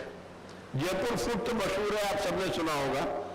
Jaipur foot is artificial limb, but Sudha Chandran can dance. She is a heroine. After applying this Jaipur foot, then Jaipur Belt is what? It is a wearable skeleton. आप वो skeleton पहन लीजिए, उसके बाद 3 गुना वजन उठा सकते हैं, 3x. Mr. Jangir is the engineer of Jaipur, probably from JCRC, and they have started, they have created, you can search it in Google, Jaipur Belt के नाम से आपको Google में मिल जाएगा. And it is a wearable skeleton, and उसकी application देखिए, जो वजन मंडी में उठा रहा है बोरी, वो 3 गुना वजन उठा सकता है. जो पर्वतारोही है, जो माउंटेन चढ़ रहा है, वो 3 गुना वजन लेके चढ़ सकता है. जो आपकी लद्दाख में खड़ा होकर रक्षा कर रहा है, वो सैनिक 3 गुना वजन लेकर के उन पहाड़ों पर चढ़ सकता है. कितना एप्लीकेशन उसका होता. A farmer who is working in his field, he can also wear that skeleton and use वो हल जिसके कंधे पर रखा हुआ है भारी, he can very smoothly run that particular instrument after wearing that Jaipur belt. So Jaipur foot I talked about, Jaipur belt I talked about. Third is Jaipur rugs. Jaipur rugs is a firm of Jaipur. They are connecting poor and rich. They are making carpets and giving business to the laborers in Jaipur and nearby Jaipur, and then those carports are being sold at Europe. And Mr. Chaudhary is the owner of this. Mansarovar is the area where this firm is, and then they are connecting poor and rich. C.K. Prahlad की एक किताब है Fortune at the Bottom of Pyramid, और उस किताब में 2 case studies हैं. पहली है जयपुर फुट और दूसरी है Jaipur rugs. You can check it up. So Jaipur foot, Jaipur rugs, Jaipur belt. The fourth is Krishna limb. ये भी जयपुर का है. जयपुर फुट आदमियों के लगाया जाता है, कृष्णा लिम्ब जानवरों के लगाया जाता है. अगर एक गाय का टांग टूट गई है तो Krishna limb can be fitted on that. ये स्टार्टअप्स है जयपुर के जो मैं बता रहा हूं आपको, जिनसे मैं जुड़ा हुआ हूं. कृष्णा लिम्ब एक वेटनरी डॉक्टर ने उसका इनोवेशन किया है. He is a veterinary doctor in Hingonia gaushala at Jaipur.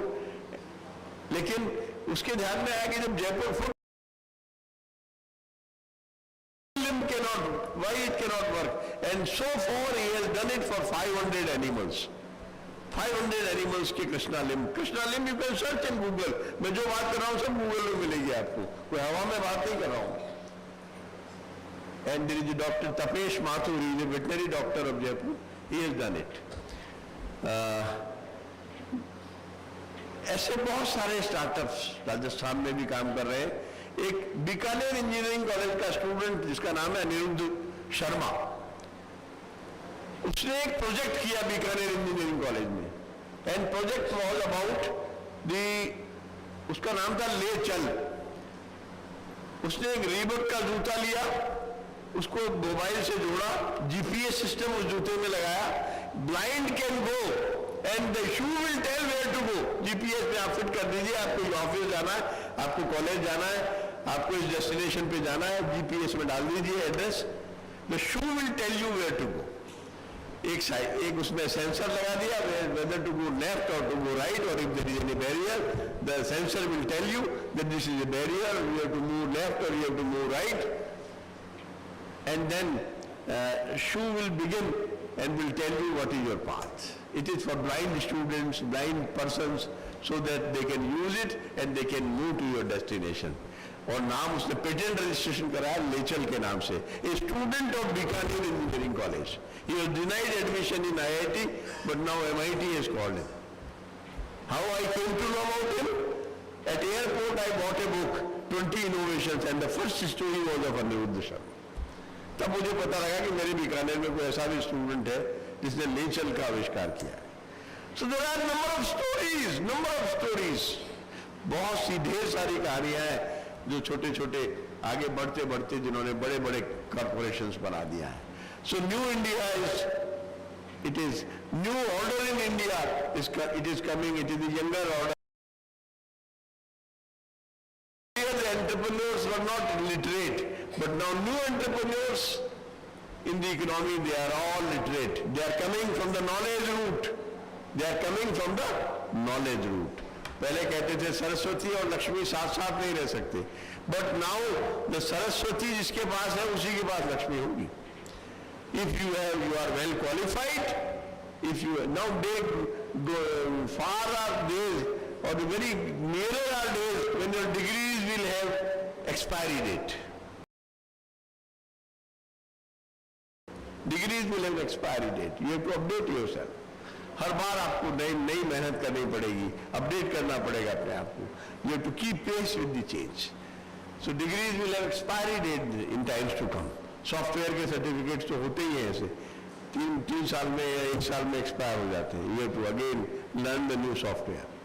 Because technology has changed, whatever you have learned will become obsolete. So now new entrepreneurs are coming from knowledge route, so you need to be well qualified. आने वाले time में if you are multi-skilled, if you are multi-qualified, if you have multiple degrees, you are needed. नहीं जो recession आया तो नौकरी चली जाएगी. If you are not multi-disciplined, multi-skilled people, you will not be able to get another job. So you need to be multi-skilled, you need to be multi-disciplined, you need to be a person who can jump from one. हमारा जमाना क्या है, हम एक नौकरी से retire हो गए. Now आपको जिंदगी में कई नौकरियां करनी पड़ेगी और कई तरह की करनी पड़ेगी, पता नहीं कैसा समय आए. The things are changing very fast. Corona में हम सोच रहे थे क्या होगा पता नहीं हमारे साथ, हम जिंदा भी रहेंगे या नहीं रहेंगे. So these changes are coming, and these changes are compelling us to change. यदि आप बदलाव को नहीं रोक सकते. The change is inevitable. It is most static. Change is most static. अगर सबसे static कोई चीज है वो बदलाव है. In times to come, you have to keep pace with the change. Then internet penetration is the reason redefining retail. Next slide, please. Next slide, retail slide. Yeah. E-commerce boom has also redefined retail by facilitating omni-channel retail experience, personalization, and by fueling strategies centric to consumer engagement. You have to engage the consumer. Then seamless shopping experience, virtual shopping experience, online shopping experience by trying products online through virtual reality and augmented reality. All of this along with advent of voice commerce does call for strengthening of data privacy and security regulations. What is needed is security regulations, what is needed is data privacy now. Government must create such acts and ordinances that these crimes are not there and the security and safety of data can be ensured. Next slide, please. Manufacturing innovations are taking place. India's manufacturing sector is embracing innovations. The technological advancement and government incentive schemes. You know about product incentive scheme, PLI, and have given boost to make in Indian strategy that is driving manufacturing innovations. Companies like Xiaomi, Samsung and Apple, they are setting up manufacturing units in India. अब Apple के mobile जो है वो India में बनेंगे या Xiaomi और Samsung के बन ही रहे हैं, ऑलरेडी बन रहे हैं. The Apple has also started.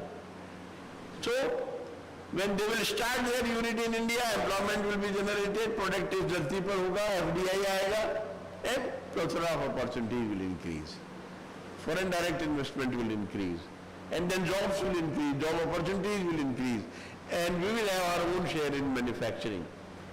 Then electronics में हम the production linked incentive schemes aim to boost local production by $153 billion over the next 5 years, intending to reduce electronic imports.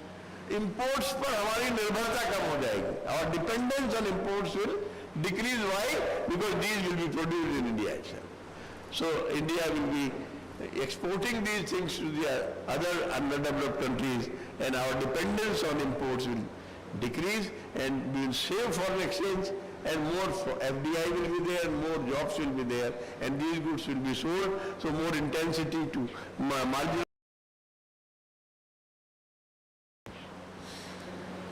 Then automobiles, what is happening? Electronic vehicles have come. So indigenous manufacturing of electronic vehicles, components surged by 22% annually, targeting a 25% decrease in dependency on imports by EV parts 2024. अगले साल तक हमारी 22% annually ये बढ़ेगी और dependency हमारी कम हो जाएगी. जो फॉरेन से हम खरीदते हैं electronic vehicles, these will not be there, and we will be producing them. Parts will be producing them. Then in pharmaceuticals we are already there. Domestic production of active pharmaceutical ingredients increased by 21% in 2021, leading to a 9% reduction in import dependency in pharmaceuticals. And today's dream is tomorrow's startup, and tomorrow's startup is day after tomorrow's product. Research की बात चल रही थी, हम paper लिखते हैं and then it's over. But the process should be, what is the difference between European universities and Indian universities? We do a publication and just matter is over. But in European universities, first the publication is there, then the patency is there, and then it is converted into commercialized product. So paper to patency to product. This is a complete process. Only publication is not a complete process. Next publication कीजिए, नेक को उसके भी number देने चाहिए. आपने patency कितनी, patency के तो देता ही है नेक, बट पेटेंसी के बाद कितने कमर्शियल प्रोडक्ट आप तक आप पहुंच पाए, because converting them into a product is very important. That gives you solution of the problem. So solution oriented research will take place, solution oriented publications will come. Next slide please. Service sector evolution. Friends, Indian economy is a service sector-led economy now. Gone are the days when we used to say it is agriculture-led, or it is export-led, or it is industry-led. Now it is service-led growth. The services, contribution of services in Indian economy, not GDP. The contribution of agriculture sector has gone down, contribution of manufacturing sector has gone down, and contribution of service sector is highest. But the dichotomy is that we are producing more services and less goods. And we are 135 crores, we need more goods and less services. So India is a goods shortage country and services surplus country. अब service surplus है तो export कर दीजिए, उससे foreign exchange आएगी तो goods खरीद लेंगे, but services are not of export quality. So we have to make our services of export quality so that we can earn foreign exchange and goods can be purchased. Because you cannot eat laptop, you cannot eat mobiles, you cannot eat services. You need agricultural goods for them. So all sectors must develop uniformly so that one sector can help the other sector, and contribution of all the sectors in GDP should be uniform. Then only economy will work. So this is about services sector, and fintech, especially the financial technology sector, is coming up very well. And then implication, let me come to commerce education later.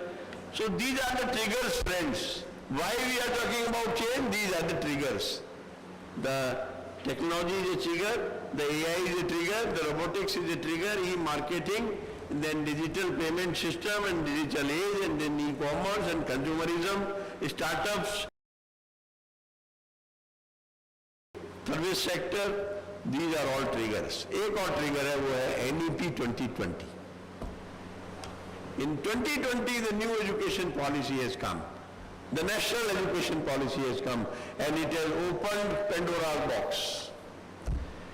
Now in 2020 new education policy, there are a lot of provisions to make changes. And if you grab these changes, you have to change the curriculum of Indian commerce or Indian science. और commerce और science की बात ही करना बेकार है. When in the morning Gadisha was saying that borders are there, the science or commerce or arts or engineering or hotel management or management, this has disappeared now. The discipline is dead now. There is death of discipline. कोई discipline है ही नहीं हम. अब we are all multidisciplinary people. The borders are there, but they are boundaryless. Where is the boundary now? Where is the select theatre as an option, optional paper. A student can make his own timetable, can select his own papers. You can take open electives, you can take the minors, you can take the majors, you can take open electives, and you can take communication, you can take English with engineering. It is up to the student to decide which open elective has to be selected. What will be my major, what will be my minor, what will be my open elective, and what papers of communication, soft skills, either English or Hindi or whatever he wants, he has to decide. So, what are the changes in new education policy? Number one, it talks about academic bank of credit. अगर आपने बीच में छोड़ दिया है, तो आपकी credit जमा रहेगी academic bank of credit में. And all the universities have to go for this. Most of the universities have started doing this. Then academic bank of credit, then CBCS, choice-based credit system. That student is a choice to take any paper and that will be credited in his total result. Then third important change is industry academia participation. Now you can appoint, earlier what was the situation, faculty was having apathy to go to industry and industry did not have time to come to academia and there was no interaction. And a theoretical knowledge like this doesn't help unless you have a practical interaction. So now professor in practice can be appointed. People who are not non-teachers and have remained in industry, teacher नहीं होना चाहिए वो, industry का आदमी होना चाहिए. They can be appointed as professor in practice in college or in university. They will bring industry experience with them. They will go to classroom and classroom will have an industry experience, a work experience. And this will boost the industry academia and interaction in the university or the college, and this will give you the practical, theoretical and practical interactions, and this will boost the innovations in the country. This will boost the kind of education in the country. This is another opportunity which the new education policy has opened. Then creditization of everything. Now learning methods have changed. 80% of all learning is in class now. But now 80% learning will go beyond the class now. ज़्यादातर learning beyond the class होगी, class के बाहर होगी ज़्यादातर learning. So you can learn at sports ground, you can learn at conference, you can learn outside the class, lesser learning within the class and more learning outside the class. And there is credit for everything now. There is credit for everything now. If your student has brought the silver medal for India, there will be credit for that. If his sports, he is excelling in sport, there will be credit for that, and that activity will be added in the credit. So you can do any activity, it will be creditized. Creditization of the learning you are doing, and what kind of learning you are doing, it's up to you. Because every learning goes at the same place ultimately. It goes at the same place only. You can be a good professional, you can be a good guy, a lawyer, you can be a good surgeon, you can be a good doctor, but learning is after all learning and it should be creditized. Then friends, what are the challenges? Challenges are infrastructure gap. जो European universities है, Indian universities में फर्क क्या है? Infrastructure का फर्क है, delivery का फर्क है, फैकल्टी का फर्क है. The curriculum is same, but we are delivering in a different manner, they are delivering in a different manner. then faculty is not that much qualified. We have ill-equipped faculty, ill-equipped labs, and no equipments in the labs even. There are no libraries in the university. There are no universities have opened, but there are no good libraries. There are no good labs, and the universities have started. So, infrastructure gap, curriculum gap, and faculty gap. These are the three kinds of gap. These are the challenges. Then 80% learning will take beyond the classroom. This structure has to change. हमने एक structure में बांध रखा है कि 8 घंटे बैठ जाओ इस क्लास में, and most of the teachers' workload is calculated that at how many hours you have been at the left side of the blackboard, this system will go. This system will go. Workload is calculated just only because how many hours I have been at the left side of the whiteboard, this system has to go. Ultimately, आपने क्या outcome-based education has come. Whether the outcome has been achieved or it has not been achieved. The education will become outcome-based, not the hours-based, the workload-based now.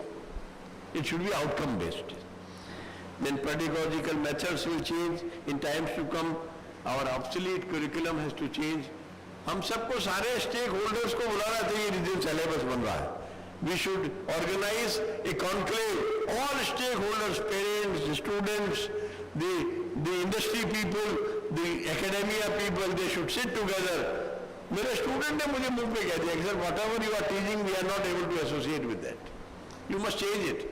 आप perfect competition पढ़ा रहे हैं, monopoly पढ़ा रहे हैं, we are not able to connect with it because this is all theory. When I go to market, I cannot connect with them. The new Economic Times says the wholesale price index is coming down. When I go to market, every price of every purchase is going up, price of every product is going up. Where is the falling wholesale price index shown? I'm not able to connect. So he says this should be in the subject, this should be in the curriculum. So all stakeholders should be invited in the conclave when the curriculum is being framed. So these problems should be addressed properly. The corporate linkages, the academia industry interactions must be there. There should be continuous learning, and then instructions should be given in regional media up to 12th, but after in higher education should be given in English only.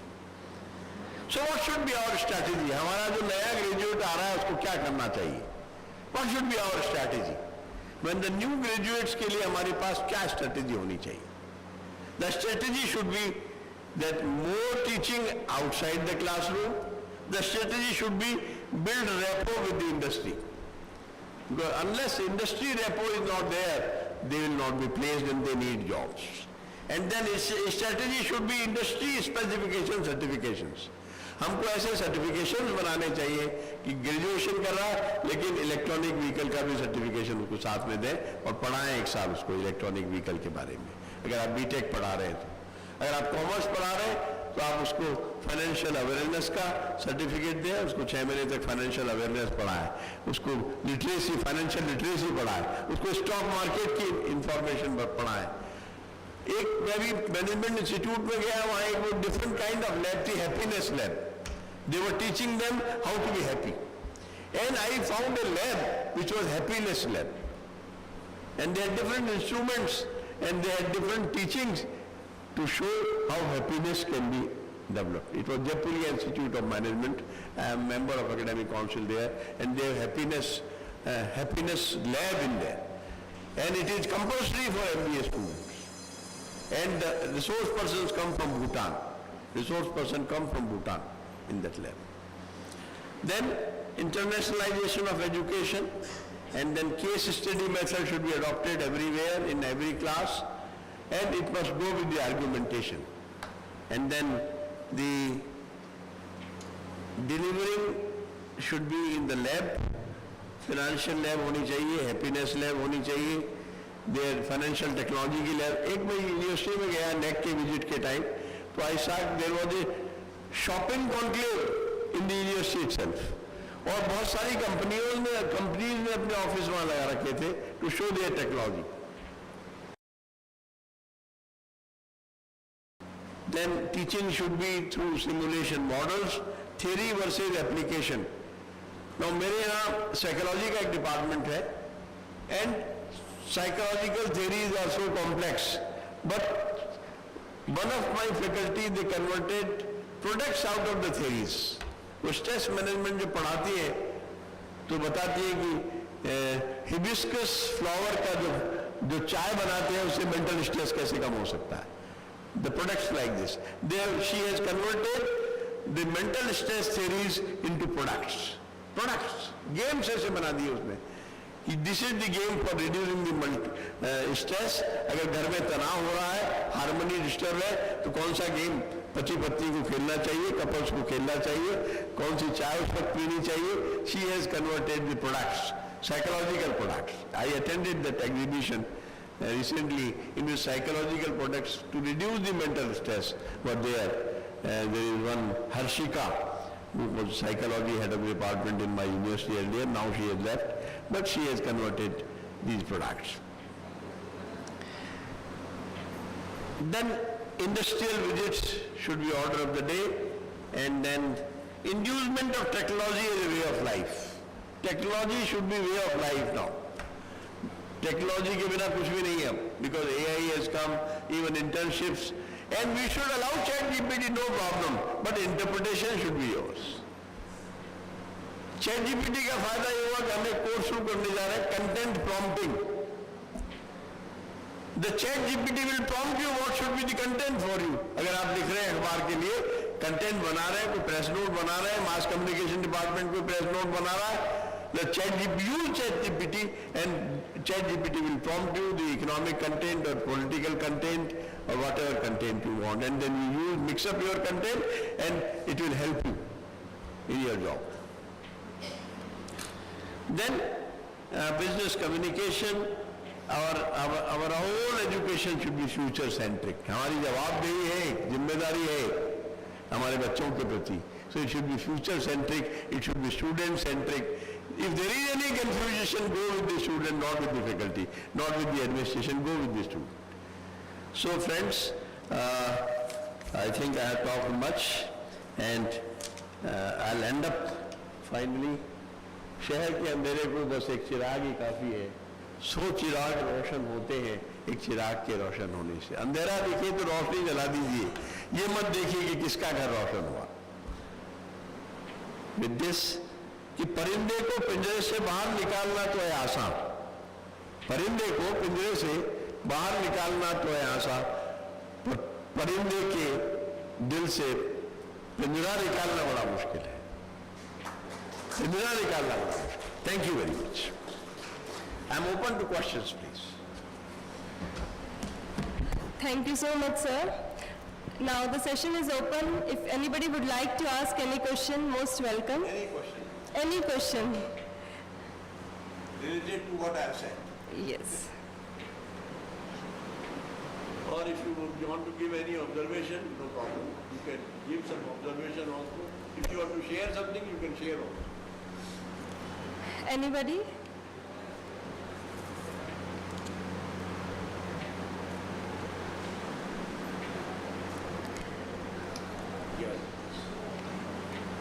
Sir, I have been working on a minor research project, and that is in the lines of NEP. And particularly that research project is trying to understand the student perspective. And one of the observations so far made says that students, they are superficially aware about NEP, and a lot of recommendations received. Superstitiously means?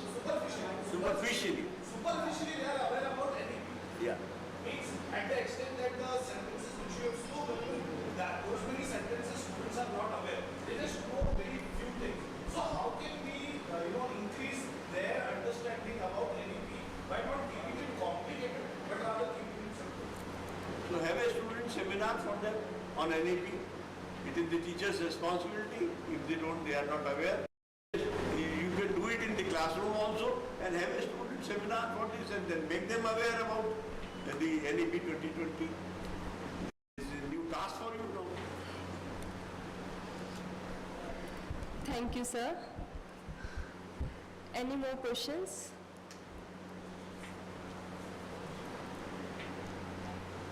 Call me as a resource person. pleasure for us, sir. Thank you so much, sir, for sharing your knowledge and insights on the emerging trends in commerce and management on day one of International Conference. Thank you so much, sir. Now it's time to have lunch break. Take this break to recharge yourself. And after this lunch break, we are going to proceed our technical session on commerce and management. So enjoy your lunch and we'll resume back. So thank you for being with us. Thank you so much, sir. Thank you, sir. It's a pleasure for me.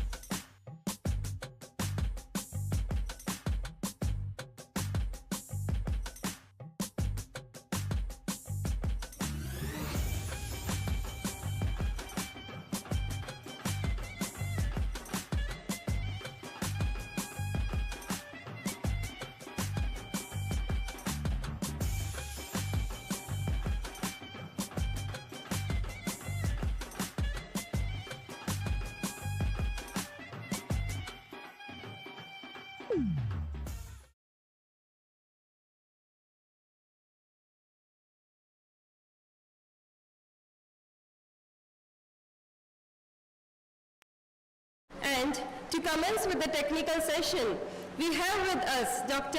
Eknath Zarekar sir. Please give a huge round of applause and welcome sir.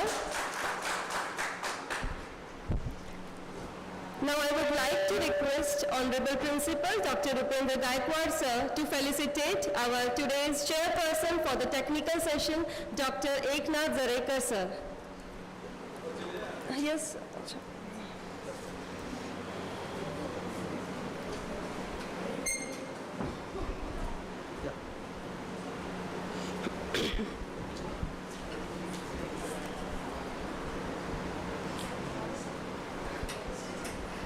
Let's felicitate sir with shawl.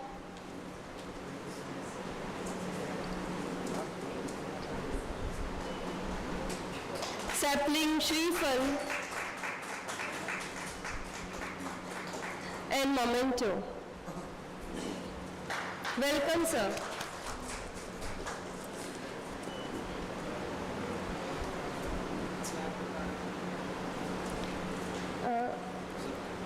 Please occupy your seat, sir. It's my honor to introduce Dr. Eknath Zarekar, sir. Sir is presently Associate Professor at Mahatma Education Society's Mahatma 9th Degree College of Arts and Commerce. Sir is having 16 years of experience teaching to undergraduate and 10 years of teaching to postgraduate students. Sir is approved PhD guide in University of Mumbai under the Faculty of Commerce and Management in the subject of Business Policy and Administration. Sir has guided four students have completed PhD under his guidance. Sir has written many national and international level research papers. So welcome sir and thank you for accepting our invitation. Now I request you to, on behalf of RTCCS, address the gathering.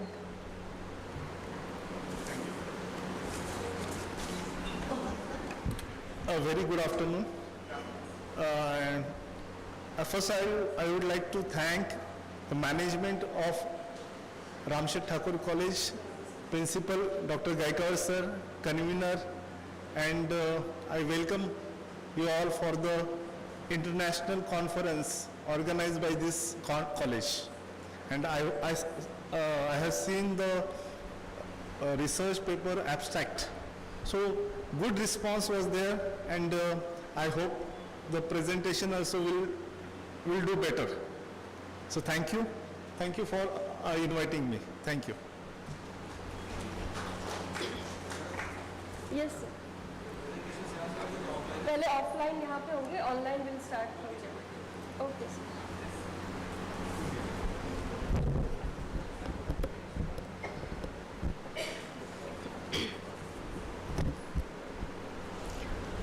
Now proceeding further, we'll start our today's presentation round.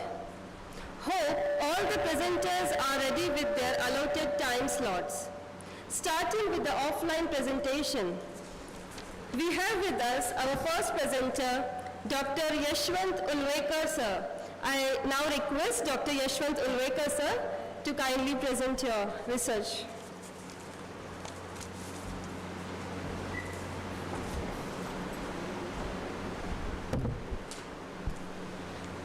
Namaskar. Good afternoon to all. Principal Gaikwad sir, Principal Dr. Zarekar sir and all my dears. हम economic development के बारे में तो बात करते हैं, लेकिन जब इकोनॉमिक डेवलपमेंट के बारे में बात करते हुए जब वुमेन डेवलपमेंट के बारे में जब सोचते हैं ना, तो समझ में आता है कि इकोनॉमिक डेवलपमेंट तो हो रहा है, लेकिन जो वुमेन्स इस कंट्री में मतलब इनकी जो स्टेटस है इनके बारे में जब बात करते हैं तो थोड़ा सा मन को दुख पहुंचता है.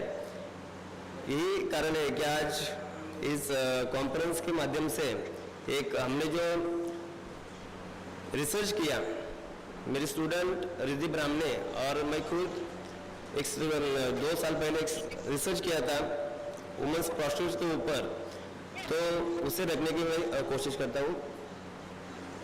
मेरा आज का Now starting the presentation.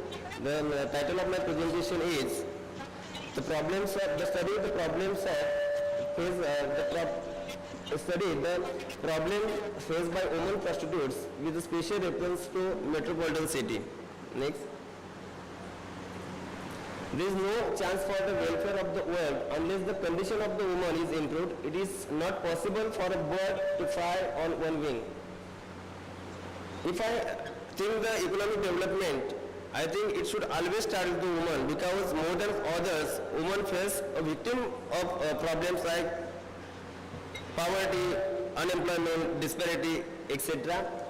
Today, Indian women are facing enormous issue due to the variety of the reasons such as poverty, unemployment, socio-economical discrimination, sexual harassment, hunger, family problem, trafficking, etc.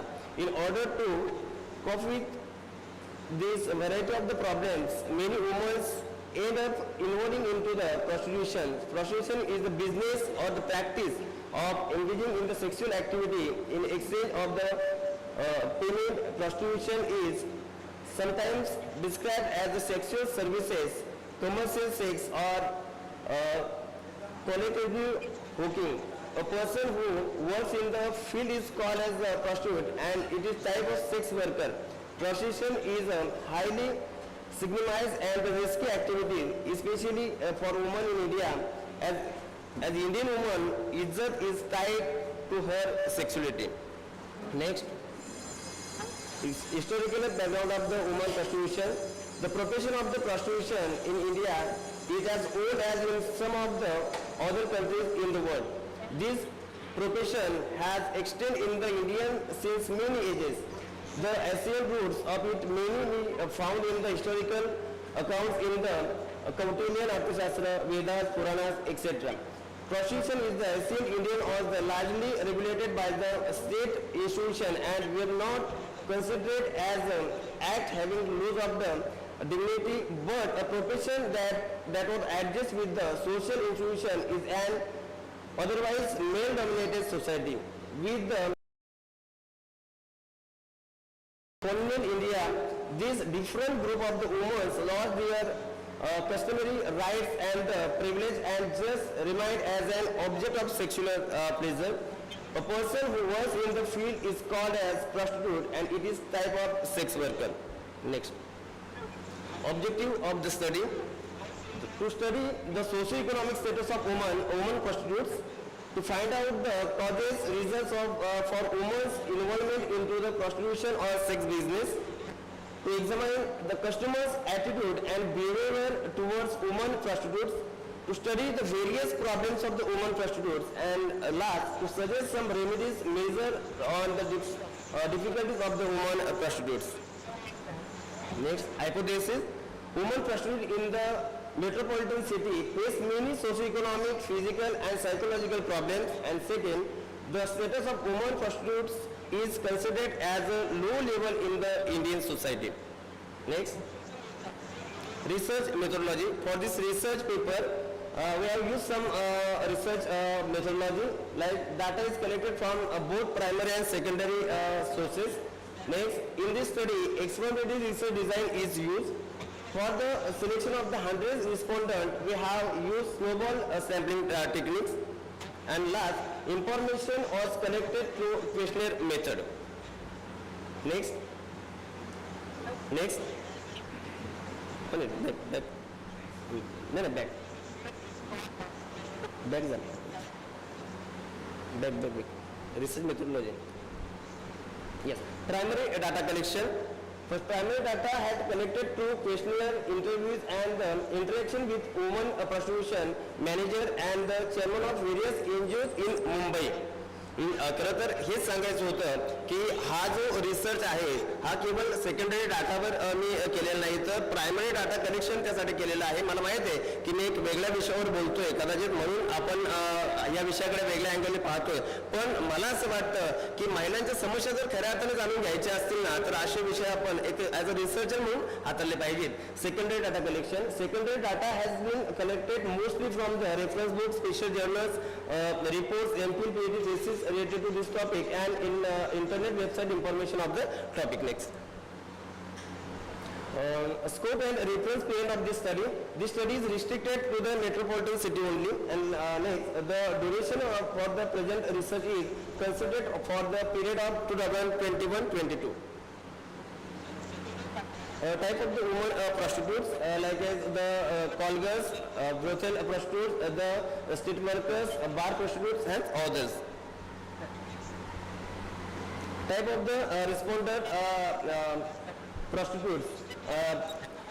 जब हमने ये सर्वे किया तब ऐसा दिखाई पड़ा कि जो कॉलगर्स है, कॉलगर्स की परसेंटेज 4% है, स्ट्रीट प्रोस्टिट्यूट्स की परसेंटेज 26% थी, ब्रोथल प्रोस्टिट्यूट्स की परसेंटेज 28% थी, bar prostitutes 19% and recruit 23% and total 100%. मतलब इससे समझ में आता है कि प्रोस्टिट्यूट्स ये जो बिजनेस है, हम बिजनेस कह भी नहीं सकते और बिजनेस है भी, ये दोनों में फर्क है, क्योंकि समाज तो उसको स्वीकार नहीं कर रहा है, लेकिन जब असलियत हम देखते हैं तब ये सब हमारे रिसर्च में मतलब हमें दिखाई पड़ा. Next, working area of the women prostitutes. जब प्रोस्टिट्यूट्स एरिया बिजनेस का एरिया हमने मतलब देखा तो दिखाई पड़ा कि बोतल जो प्रोस्टिट्यूट्स हैं वो 28% है, home, hotel, bar and others, मतलब सब जगह ये सब प्रोस्टिट्यूशन जो है प्रोस्टिट्यूशन है वो अपना बिजनेस करने की मतलब बिजनेस करते हैं. मतलब ये किसी की आज हमारे जब सोसाइटी के बारे में आप सोचते हैं तो इसके बारे में जब दिखाई पड़ा, उसको पूछा तो कोई बोलता मतलब ना घर वाले उसको अच्छी तरह से इसके बारे में सोचते हैं, ना सोसाइटी में अच्छी तरह से उसके बारे में बातें हो रहे हैं, लेकिन फिर भी कुछ मजबूरियां हैं, सो इस तरह से करते हैं. Okay, fast. नेक्स्ट सब फील्ड विजिट जो किया, तो फील्ड विजिट करने के बाद जो कॉजेज मतलब जो कारण सामने आए उसमें से poverty, unemployment, the corruption in industrial sector, immoral trafficking of the women and childrens, family causes, marital factors, then bad neighbourhood, then sex addiction, ये सब. और लास्ट है देवदासी सिस्टम. ये जो सोसाइटी में जो कुछ रीजन है उस रीजन के कारण जो महिलाएं है तो इस फील्ड में अभी बिजनेस के रूप में जा रही है. नेक्स्ट, एक मिनट, कंक्लूजन तो करना. Conclusion. Okay. Conclusion: this research has highlighted the socio-economic, political and some hidden factors shaping women into the prostitution. It may be said that the practice of prostitution is a hydra-headed sprint who have many facts and therefore must be dealt with various level and from various angles. The society. This research concludes that women prostitutes had to face worse and severe consequences in the current concern their health, like unwanted pregnancy, abortion, HIV/AIDS, drug addiction, and social issues. They also face problems with respect to the consumer behavior, like refusing of the payment, forcefully Abuse Act, violence, etc. It is also found that women prostitutes lives in the extreme poor and in the beggar conditions. Women prostitutes are highly discriminated by the society and their standard is considered as extreme low level. Next, last one. Then recommendation. 100% condom use program should be implemented in the sex business. An interstate representative committee of the sex workers has to be formed by the NCW. The government should focus on the completely legalization of the prostitution. Then the existing immoral trafficking prevention act should be amended. Government should take initiative from their SAG to microfinance. Then strict laws should be formulated for the consumer who visit prostitutes. Next, recognize all forms of the sexual assault and the violence against the women prostitutes and pass directive from the investigation and the registering of the FIRs and timely action against the perpetrators. Then second generation prevention program should be implementation. Thank you. मुझे पता है कि थोड़ा जो subject था वो अलग था,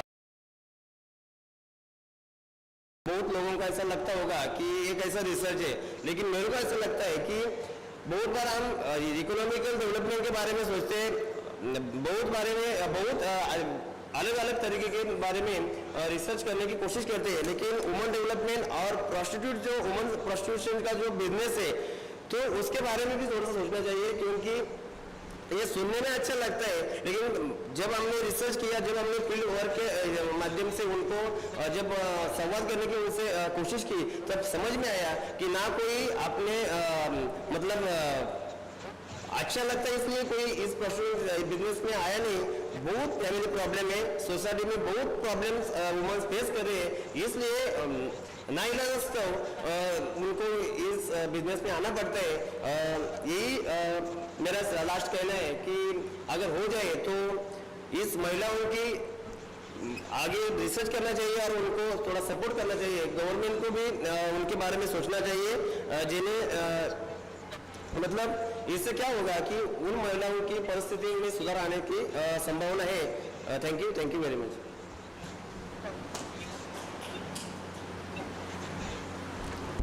Thank you, sir. Sir, would you like to ask any question? Okay.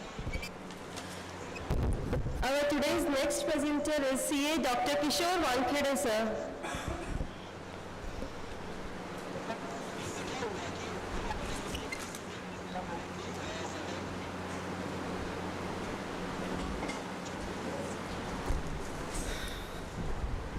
Very good afternoon to everyone. I am very thankful to management of Ramseth Thakur College, Principal Gaikwad sir, Dr. Eknath Zarekar sir, for giving me opportunity to present my paper. So I like to present my paper. As I am a chartered accountant and I am a practicing chartered. Doing the business as a practicing chartered accountant, I know that we have to how to increase how to invest your funds. So my topic is comparative study to choose better option in investment.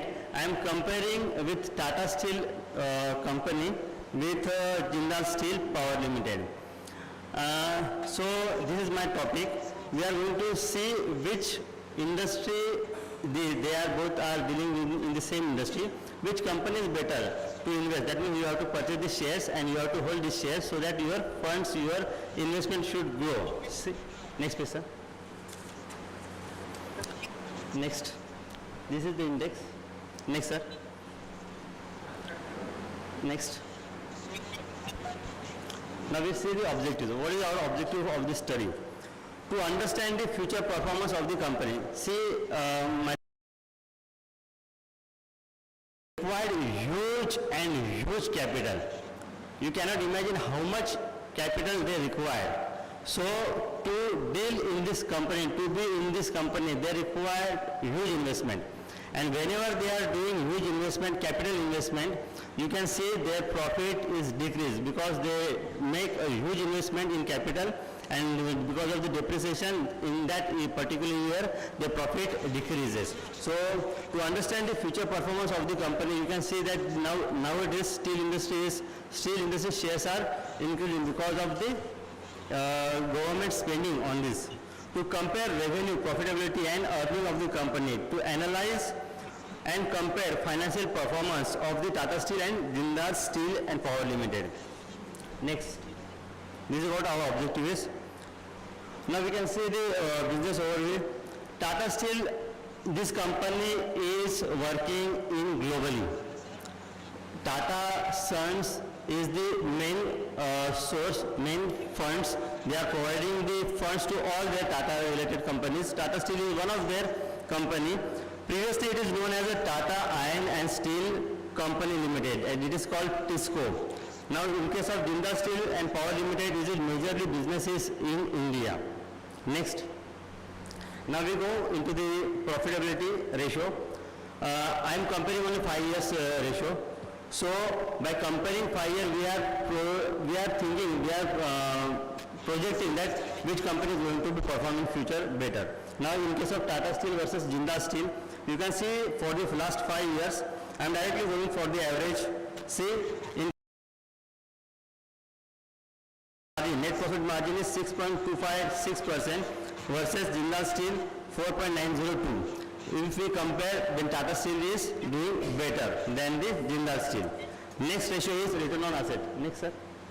Directly we go for the average. We are not going to see each year.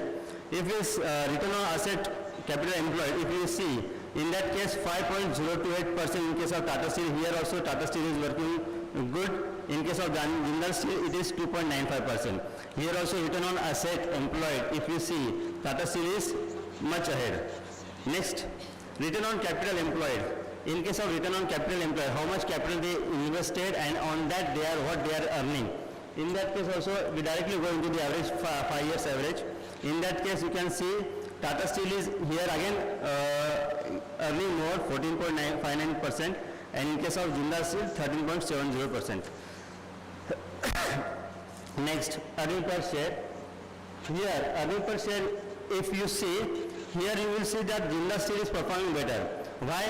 Because the number of shares Tata Steel have much more than the Jindal Steel. Therefore, you will see that here Jindal Steel earning per share looks more. But actually, Tata Steel's earning per share is good because number of shares is much more in Tata Steel.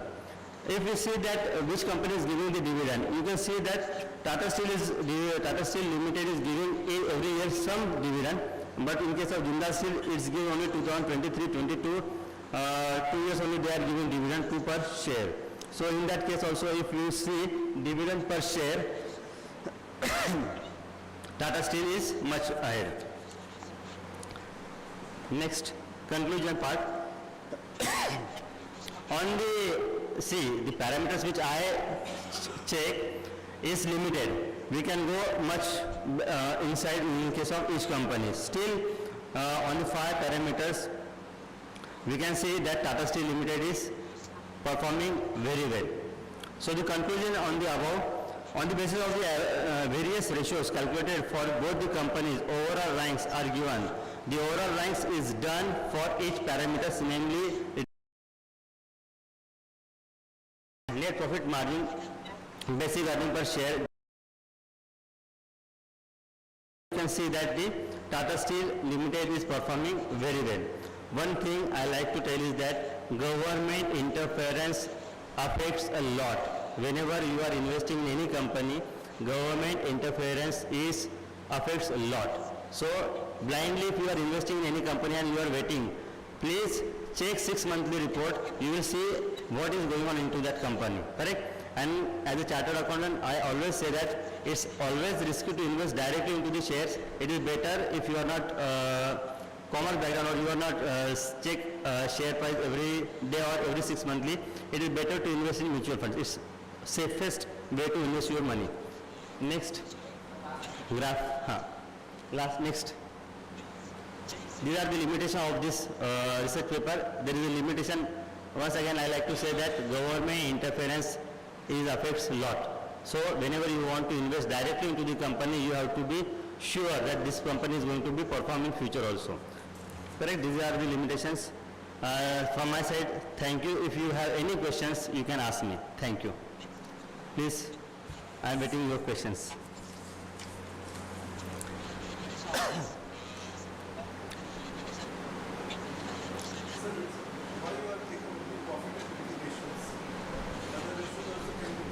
Yes. These shares, these ratios affects more on your share price. These many companies you can see that they are still in loss making. If I want to say about the Zomato company, I already compare 10 to 15 companies. Now today for this research paper I take steel industry. because the steel industry shares. Sorry? These are the top. Tata Steel is the topmost company. Tata Steel is the most topmost company in India. Which are the top companies? Top company. If we see in each industry. I already compared 10 to 15 Sorry? companies. Now today for this recipe price, I already done my research in Infosys versus TCS, Tata Consultancy. Tata Consultancy is a huge IT company. This is my, then I am already done TCS versus Tata Electric company comparison. So I am always doing comparison with the two companies, in which company we should invest and finding out the best company to invest. In this case, if we see that Tata Steel is having very good conclusion is if you are in these two company or overall. In this two company, Tata Steel is doing very good business. They have a lot of business also. So Tata, and they are working globally. So no matter, you can invest in Tata Steel also. Okay, sir? Thank you. Thank you.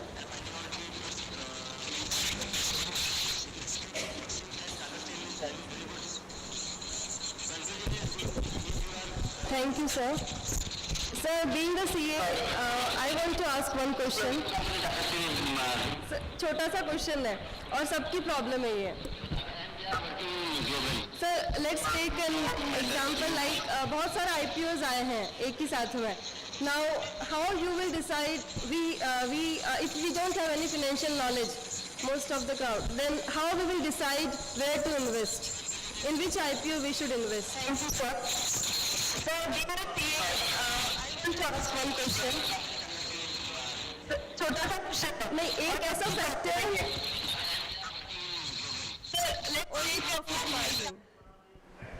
Okay. Thank you, sir. Now, offline, we have end with this offline presentations. Now we'll proceed to our online presentations. And for that, we have to move in that.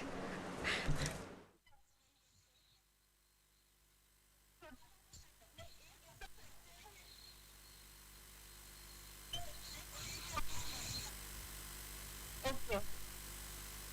Thank you, sir.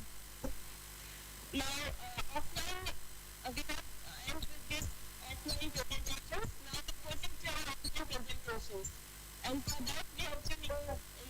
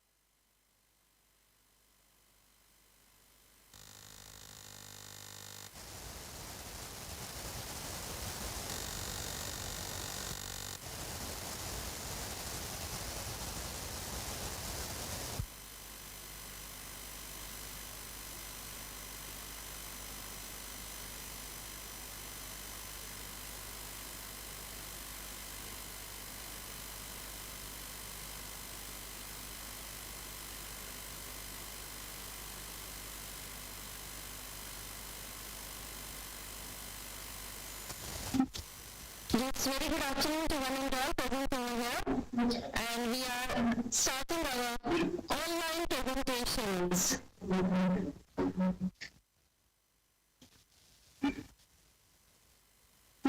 Our first presenter is Dr. Pankaj Dayanand. So are you there? Yes, yes. So you can proceed, sir.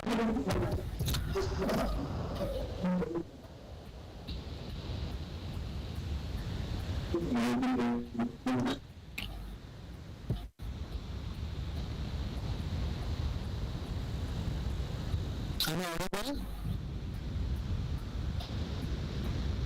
Yes,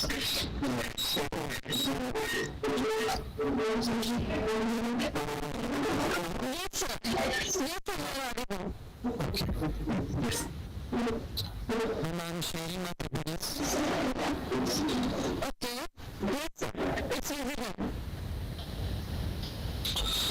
Good afternoon, everybody. I'm Dr. Pankaj Pandare. The title of the research paper is a study of customers' perceptions about term insurance benefit with a particular focus on Mumbai. Now, friends, insurance is essential and it is necessary to cover the losses occur in the result of the increasing the risk. But certain life insurance policies may provide benefits for the building the money also. Some policyholders receive the range of the advantages to plan from the different life insurance providers. And for that purpose, my research study is to learn what customers think about the advantages of the insurance companies, which are the top insurance providers in India with a sizable market shares. On this particular background, I will put the certain objectives of my in this particular study to study the awareness of the respondents about the factors influencing preferences of the term insurance companies. The second objective is to study the perceptions of the customer towards the term life insurance. And third objective, to know the difference in the opinion of the customers to factors affecting the choice of the insurance companies. This is usually, sir. First to second. Title slide.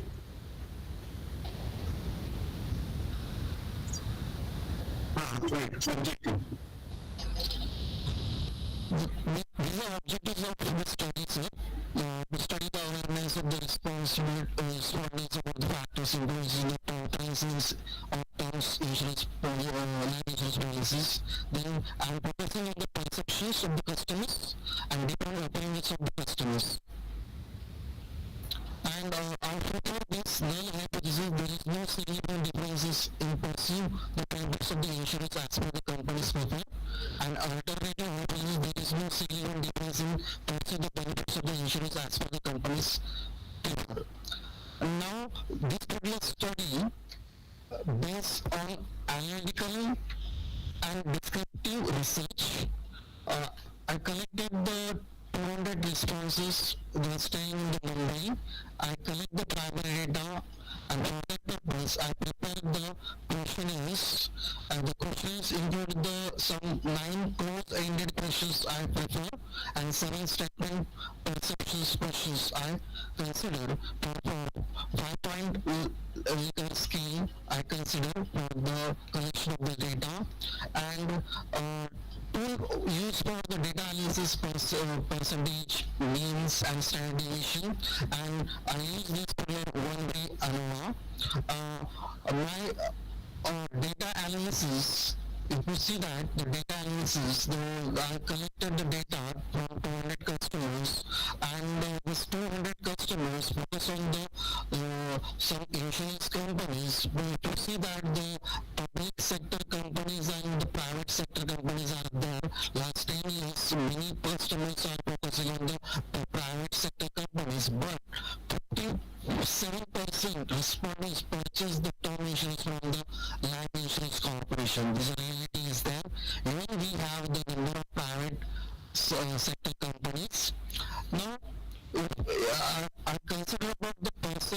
attitudes of the customer towards the role of the term insurance. And this information shows about the study and the poll about the people attitudes and the reason for buying of the life insurance. And for that purpose, majority of the respondents agree that the life insurance is essential for the advancements of the country. And for that purpose, standard deviation indicates that the participant agreement was the comparatively constant.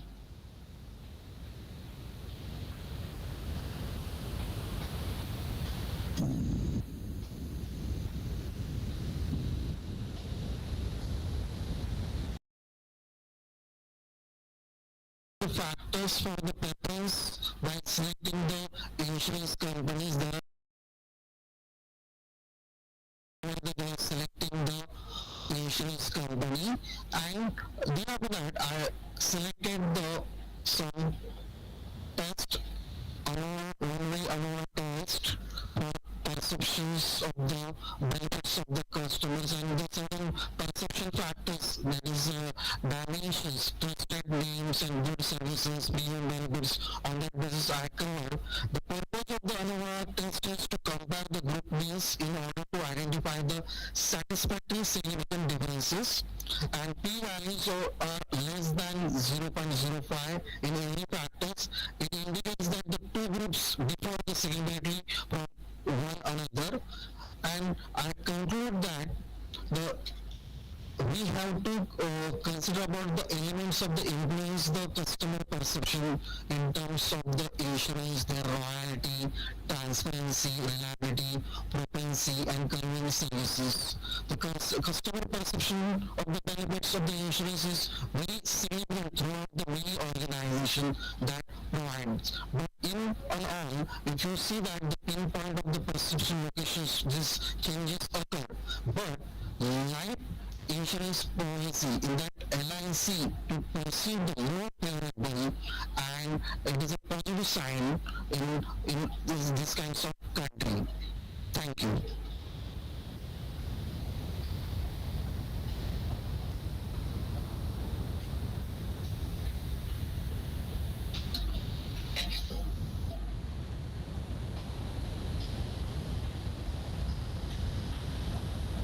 Is there any questions, sir? So, audience, anybody want to ask any question?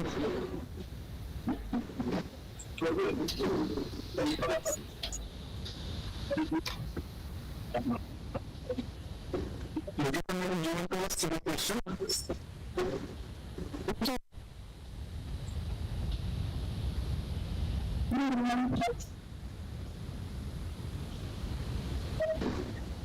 So nicely presented. Actually, the research paper contained everything. Nice introduction. One of the objectives of the research paper is very correctly and systematic. Data collection collected properly, statistical tools was and very important thing to that. Because there were hypotheses and new hypotheses will be help of statistical analysis. That is a good any researcher. Very nice to present it, sir. Thank you so much, sir. Now, we proceed to our next presenter, Mr. Kumarat Om Prakash and Mr. Sonali Hitesh Round. Are you going on?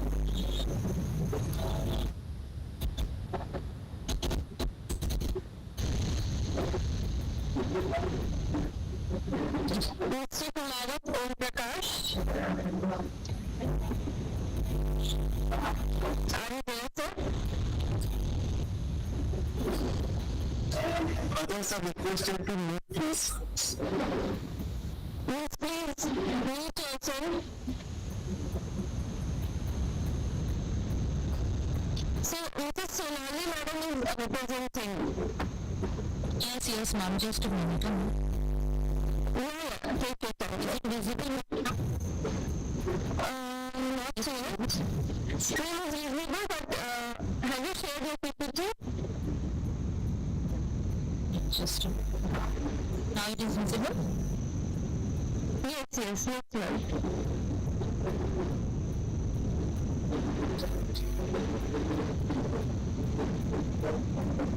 I hope it is also let's move on.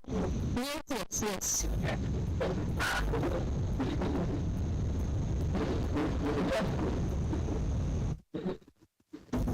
Now start now? Yes, we can start.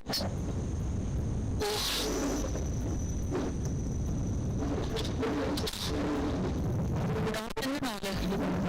My name is Sonali Hitesh Rao, Assistant Professor from College of Kharghar College. And my research topic is a study on mobile phone security concern among the youth with particular reference to a Panvel region. Just a minute. Why I choose this topic is to that because mobile phone is just now handheld devices from the age of 2 till the age of 70, 80.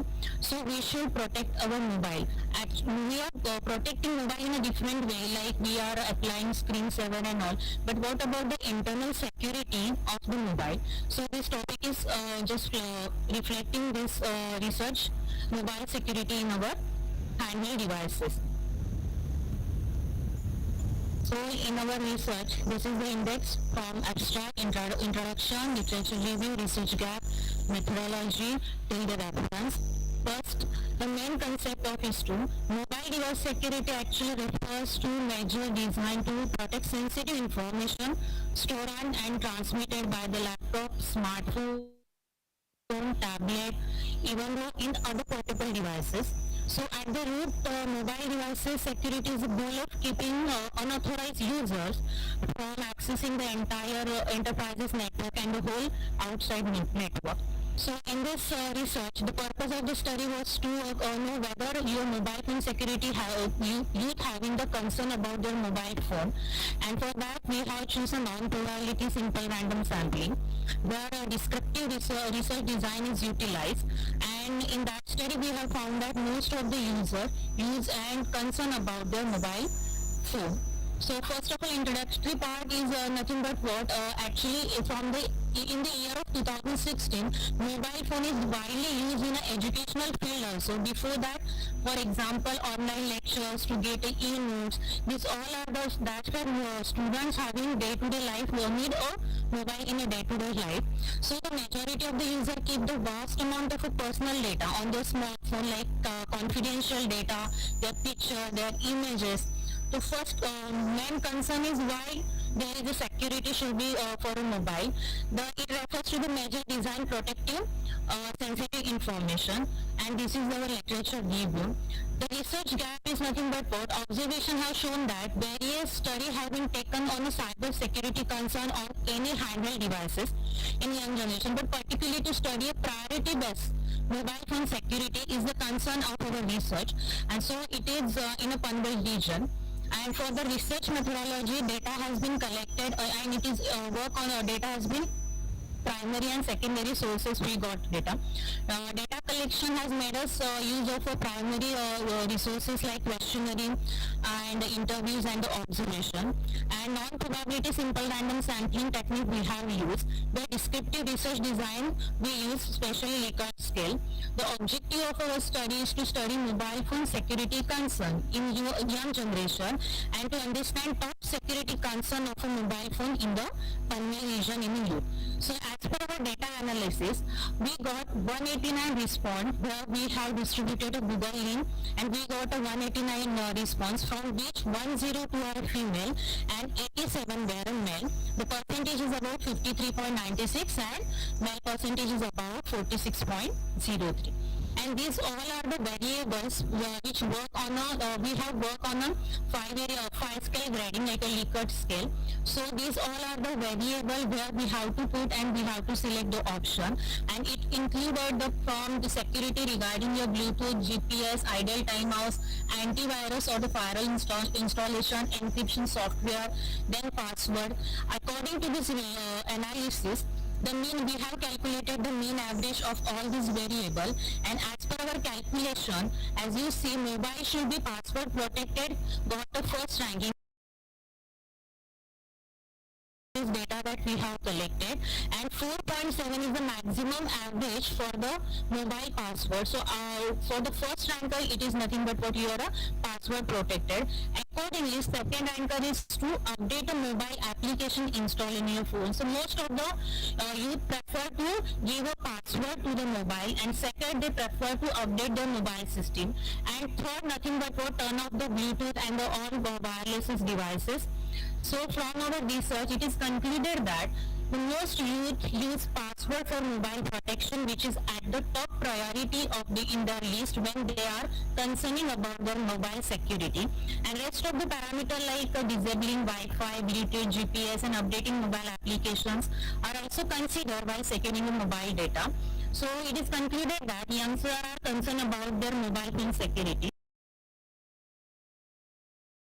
It is suggested that when we are using mobile devices, it is advised that youngsters also install a firewall, VPN specially, and encryption software, and also check the permission when they are installing any other application on their mobile, and obviously look for the safer ways.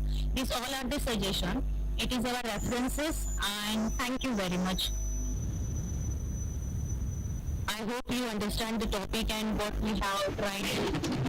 Thank you ma'am for your presentation. If anybody would like to ask questions, please welcome.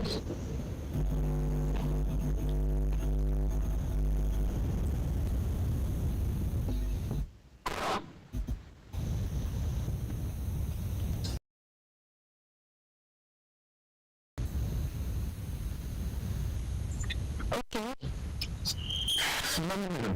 Yes, sir. Actually, the topic was very good and very informative. Okay, sir. My concern is your topic shows mobile phones concern among youth. Yeah. I don't find that actually relation between this objective and the security concern. What are the steps we can do in general so we can stay down with security concerns? Okay, so there was not a answer. Maybe we were not presented, but we listened to them there. But we should highlight that also. Okay, sir. Yeah, otherwise your paper receipt paper is very important in today's generation. Okay. Thank you.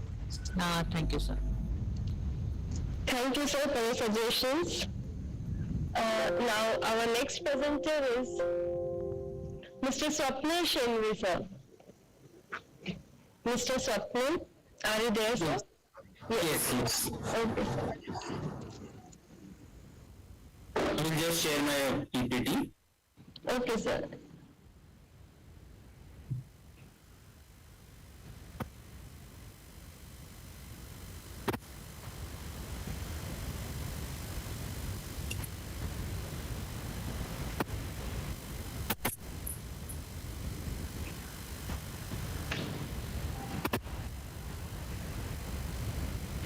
Okay. Good afternoon, everyone. So my topic for study is a study of effectiveness of continued professional education hours provided by the ICAI, that is the Institute of Chartered Accountants of India. I am the principal author, C.S. Swapnil Shenvi, and my co-author is Dr. Sneha Vaskar. Basically everybody knows about the Institute of Chartered Accountants of India, that the course is a difficult course, it takes many years to complete the course. But very few of them know that even after becoming a CA, the member has to continue to undergo CPE hours, that is continued professional education hours, to stay updated in this field. They cannot become redundant as a chartered accountant after becoming the member of ICAI. So these CPE programs are held in two modes, that is one formal education and then there is informal training. Formal training includes training programs by ICAI in lecture mode at various chapters and regional councils across the country. And informal mode is reading of professional literature by the members themselves. So this becomes more of self-paced development.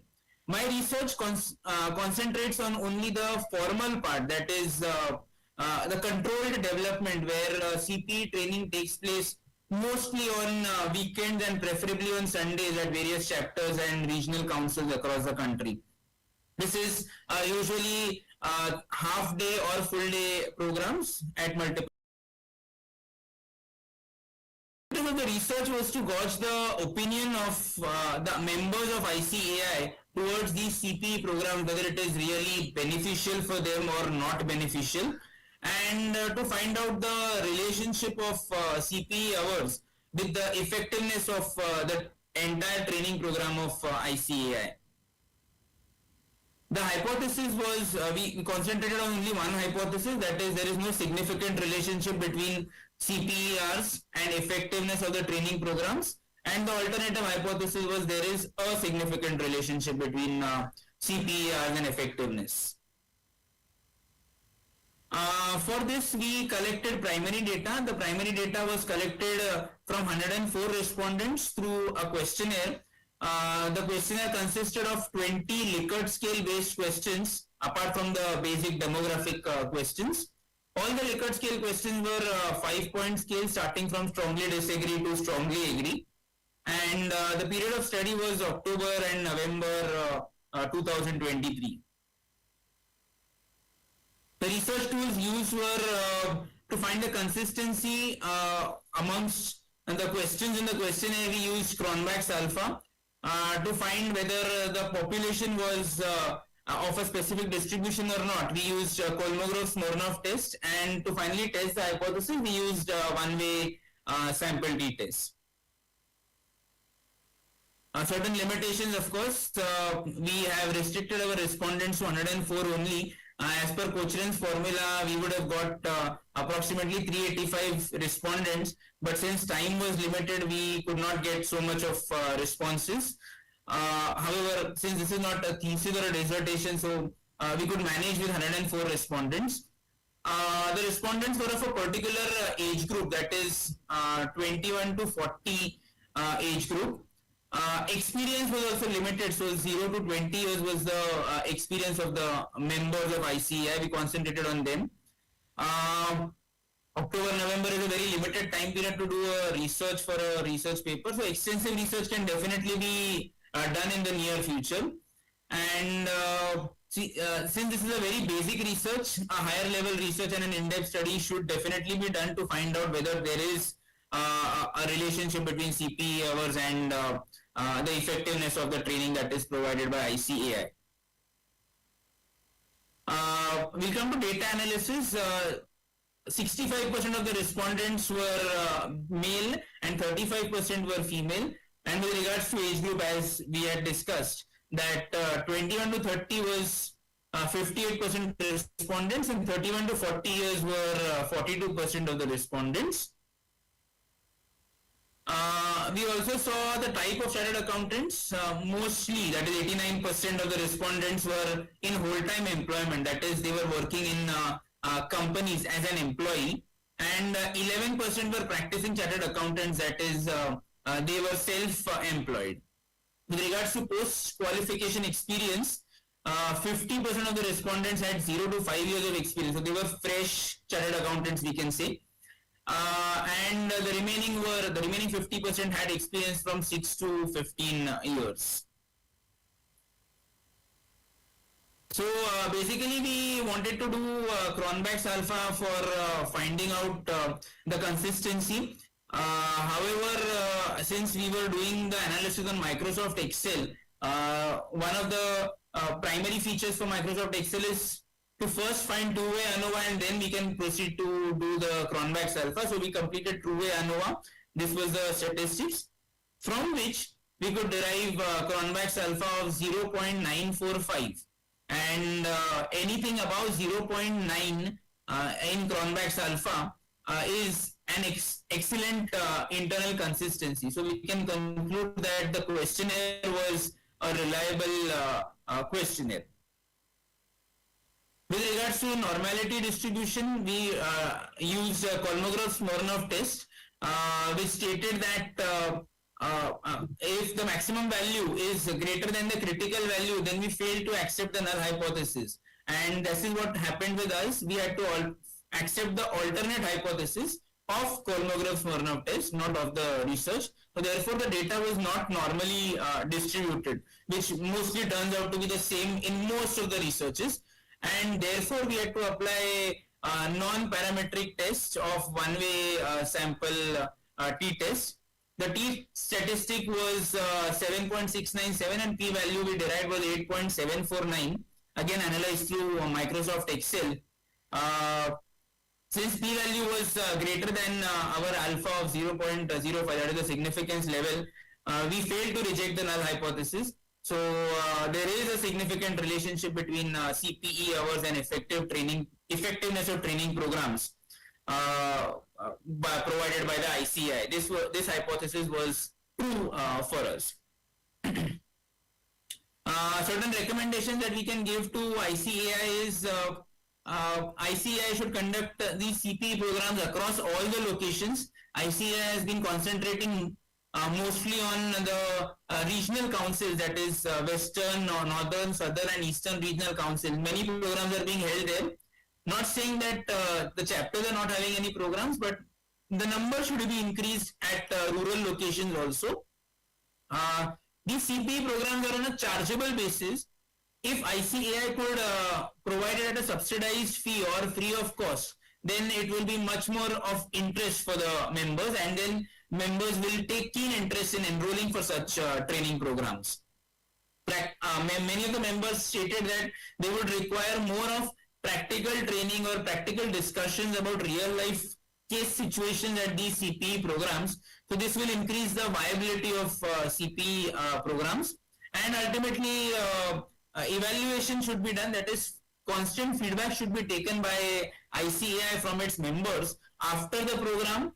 Usually training structures, professional training structures are divided into three parts, that is pre-training, during training and post-training. So feedback should be taken at all three levels by ICAI to check whether it is being really beneficial for the members or not. And it is not just doing these three feedbacks, but also after a regular interval, let's say 6 months or 1 year, then again research should be done amongst those members whether they have really implemented the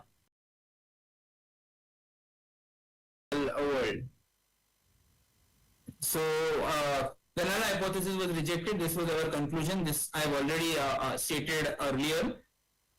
Certain references and bibliography, and our research paper had 2% plagiarism. So this is the report. Yes, that's it. Thank you. Thank you, sir. It was well presented. Thank you, ma'am. Dr. Eknath, sir, any suggestions or recommendations from your side? Sir, Swapnil sir. Sir, I would like to ask you one question. What are the factors you have considered for checking their effectiveness? Effectiveness. You have not mentioned what are the factors you have considered. After rotated component matrix, we found out that there were two factors, that is professional factors and motivational factors. Professional factors are those factors which are being controlled by ICAI. So the ICAI should actually state that the fee should be reduced, or it should be zero charges on the members. Only then these can be these CPE programs can be beneficial.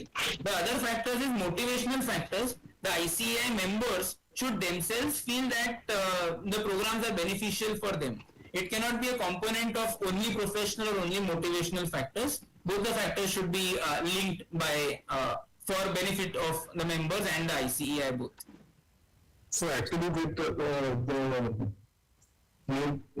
motive of this CPE is to train, is to update the professionals. So CA Institute, CMA Institute or CS Institute, they are conducting this professional training sessions. Right. Their chapters, like in Mumbai, they are having the CA Institute or CNA Institute, they are conducted. Yes, sir. Is to update the members. Correct, yes, sir. But you have not mentioned the factors for effective continuous professional. Okay, sir. Yes, sir. Otherwise, your analysis was very systematic and your recommendation also rightly set. Yes, sir. It is important. Yeah, sir. I understand, sir. So thank you very much, sir. Swapnil, sir. Thank you so much, ma'am. Thank you. Okay. So next presenter is Mrs. Priyanka Pandey.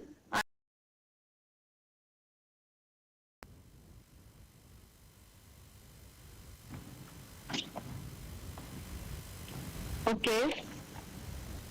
Next, I would like to invite Mr. Vivekanand Yuvraj Gaikwad. Sir, are you there? Yes, I am going to present the presentation on behalf of Vivekanand sir. My name is Samita. Okay, ma'am. I am trying to share my PPT. Yes. Can you see my screen? Yes, ma'am, it's visible. Just a second. Previously it was visible. Okay.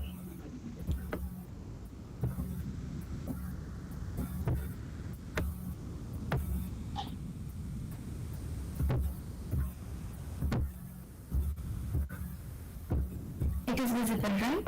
Yes. Okay. So good afternoon all. My name is Sanika Shinde. I am a working student working as an HR.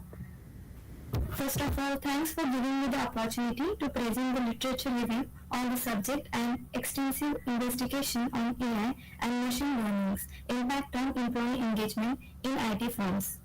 The main author of this presentation is Professor Vivekanand Gaikwad and the co-authors are Pranav Kayinde, Vijay Kumar Dole and me. So the main focus of this study is to understand employee satisfaction and engagement in IT firms, various factors and studies which are linked with employee engagement, the overarching trend in the knowledge worker sector is that AI and ML technologies are promoting progressive work practices. The academic discussions contribute to our knowledge of employee engagement, which is important given that the IT industry. Innovative and cutting-edge technologies are influencing new work practices which directly affect the upskilling of employees. Then the organizations can increase project productivity through automation by decreasing errors, enhancing the quality. IT firms are focusing on strategies to increase engagement and retention by utilizing machine learning. The Deloitte study have proved that machine learning is quickly becoming recognized as a potent instrument for our organizational development. Being an HR, the HR analytics provides data-driven insights that facilitate the identification of employee engagement drivers and the development. AI enables businesses to create jobs that are in line with employees' interests and skill sets, set more attainable goals. Nowadays, companies can improve employee engagement and retention rates by using the chatbots, behavioral mapping, predictive analytics, machine learning, algorithms, natural language processing, and other AI technologies. Now, the resources for staff engagement data, AI analysis is used in employee engagement to forecast future results by analyzing the historical data on employee performance, behavior, and attitudes. Employing AI for behavioral mapping entails examining employee behavior patterns to learn more about their performance as a whole, productivity, and engagement levels. Artificial intelligence powered chatbots can be especially helpful for increasing employee engagement in the IT sector by streamlining IT-related tasks, enhancing communication, and offering technical support. In the ever-evolving landscape of technology and human psychology, the intersection of neuro-linguistic programming, that is NLP, and artificial intelligence, that is AI, emerges as a fascinating ink of possibilities. The research method that I have used is, this study is qualitative in nature because it is descriptive and uses a through literature review methodology. For research analysis, a variety of secondary data, resource, and more than 40 research articles were considered. And the important thing, that is the purpose of the research, is firstly to understand how AI affects employee engagement and to pinpoint AI techniques and tools that are more successful in raising engagement. Secondly, to investigate how AI affects worker productivity and to comprehend how workers can accomplish their work effectively and efficiently. Now, the important part is the findings, what we have found through the literature review. The first thing is, AI has the potential to automate and streamline a number of employee engagement related tasks. Secondly, AI has the ability to forecast future trends of employee engagement. And the last, the use of AI in the behavioral mapping makes it possible to analyze vast volumes of data and offers insights into the engagement and behavior of employee. Coming to the conclusion, I can conclude that organizations can gain a better understanding of their employees' needs, preferences, and behavior by utilizing chatbots, machine learning algorithms, AI-based behavioral mapping, natural language processing, neuro-linguistic programming, predictive analysis, and other AI tools. And the AI into employee engagement calls for careful consideration of private and ethical issues, in addition to the necessity of human oversight and intervention to guarantee accountability and fairness. Lastly, the industry is beginning to recognize that artificial intelligence can increase worker engagement through task automation. Thank you so much. Thank you, Sonika, for presenting. Thank you so much, ma'am. Any questions? Any questions? Anybody? Thank you. Okay, ma'am. So, our next presenter, Dr. Padmavati Deshpande. Ma'am, are you there?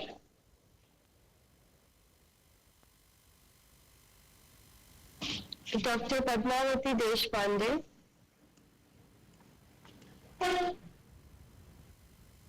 Mr. Namit Bhatnagar. Yes, ma'am. A very good afternoon to everyone. Good afternoon, sir. Can you proceed with your presentation? Yes, ma'am. Just give me a second to share my screen. Yes. Take your time. Yeah.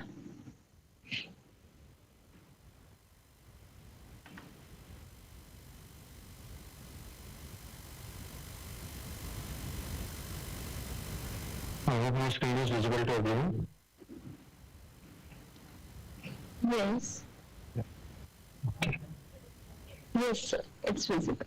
Okay.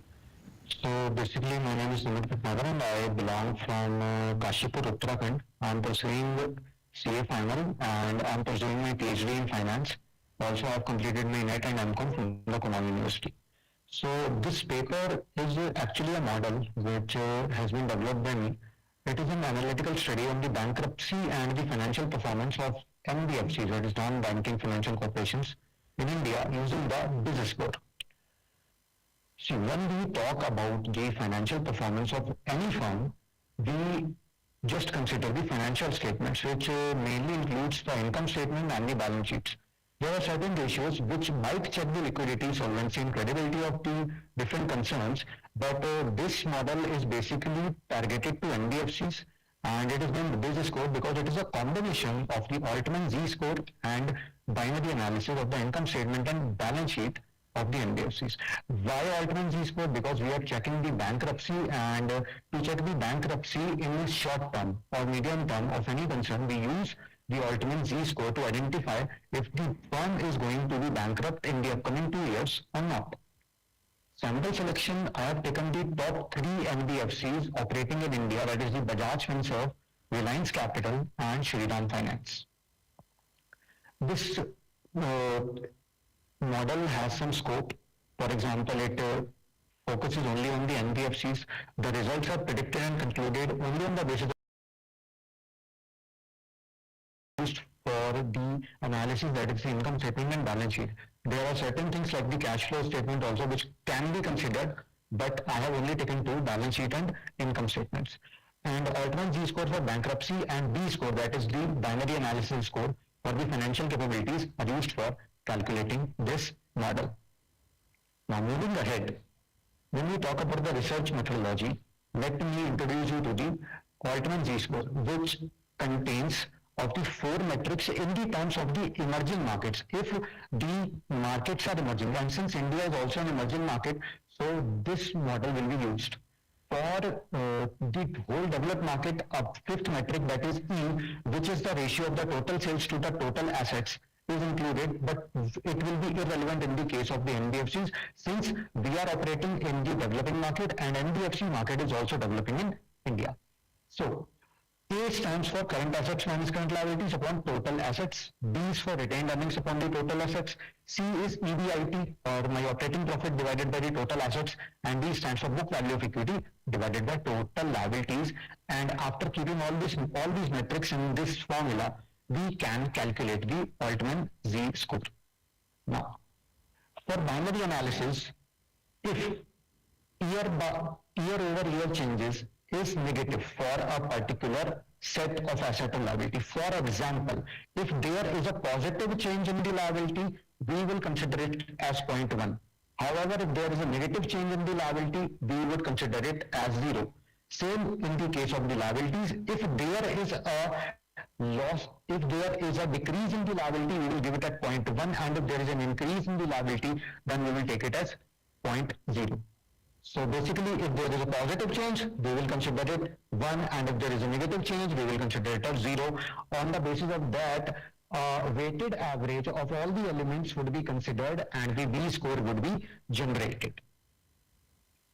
For selecting the criteria, since it is a combination of Altman Z-score and the B-score, a different metric used by using the interpolation technique has been drafted, which says that if the range is between 0 to 2.24, then the firm or the company is said to be in the distress zone. If the range is between the 2.25 and 4.69, then the firm is said to be in the gray zone.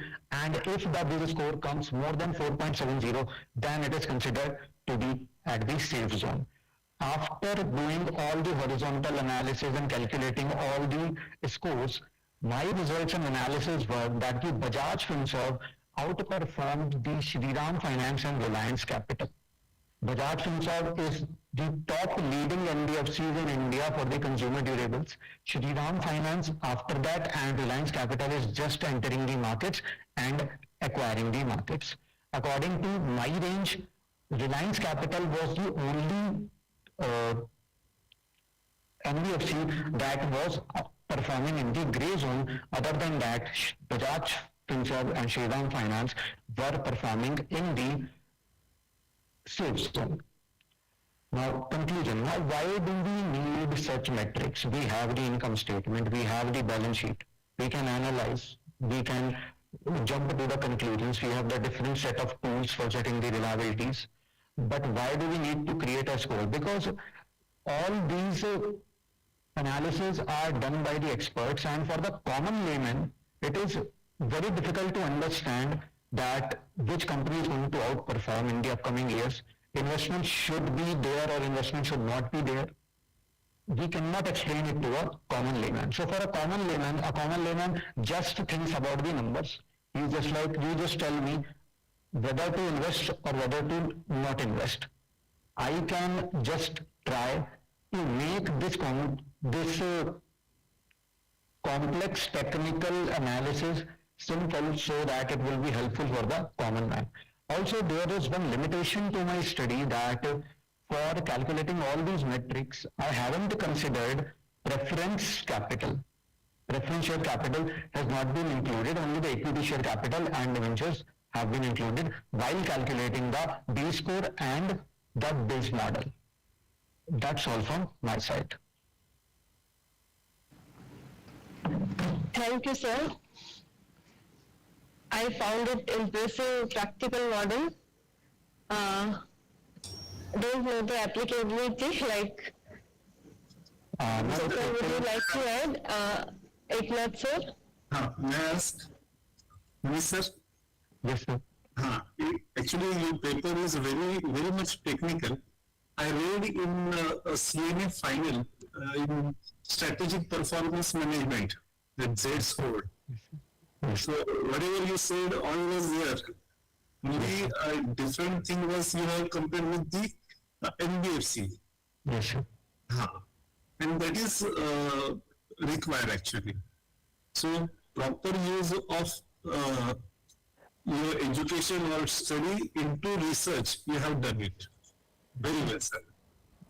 Actually, sir, this ma'am also said that I don't know the practical application. This model can be extended to various banking sector, insurance company, NBFCs, all the companies. So any company. Yes, sir. Yes, sir. Any company which has been registered by the equity share capital. Very impressive. Thank you so much, ma'am, and thank you so much, sir. And it's very important for the researcher to do research which is important for the layman, because most of the crowd is not able to understand the financial terms and knowledge. So if the common people will understand such things, it will be very helpful. So Yes, thank you, sir. Definitely. Thank you so much, ma'am. Thank you so much, sir. Now, next participant is Mr. Jitendra Bhandari. Are you there, sir?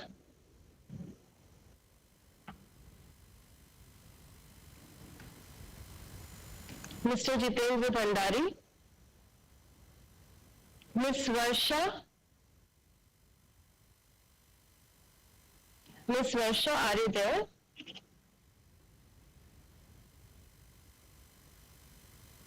Dr. Rajesh Yevale and Mr. Vishnu Rajput. Yes, ma'am, I'm absolutely here, but can I please request you that can I give my presentation after just 3 more participants, because I'm having some technical issues right now with my PC. Okay, not an issue, sir. Miss Yashika Ganesh Bhagat, are you there, ma'am? Miss Kirti Verma.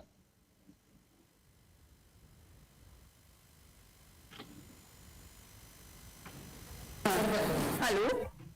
Yes, Kirti Verma, ma'am. Hello. Hello, yes, ma'am, you are audible. Are you Kirti Verma? Yes, ma'am. Okay. I will present my research paper because I have not drafted PPT. So is it allowed to present research paper? Sir, Dr. Eknath, sir. Okay with me, no problem. Yes, ma'am, you can proceed. Okay, thank you.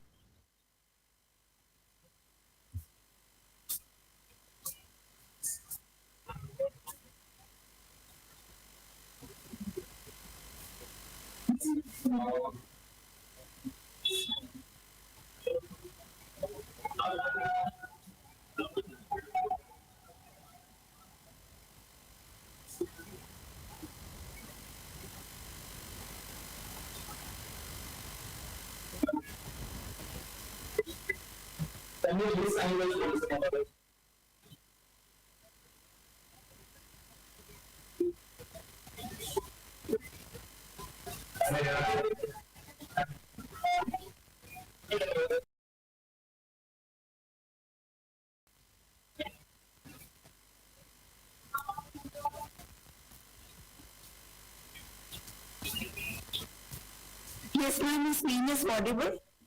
Yes, ma'am, my screen is visible. Yes, madam.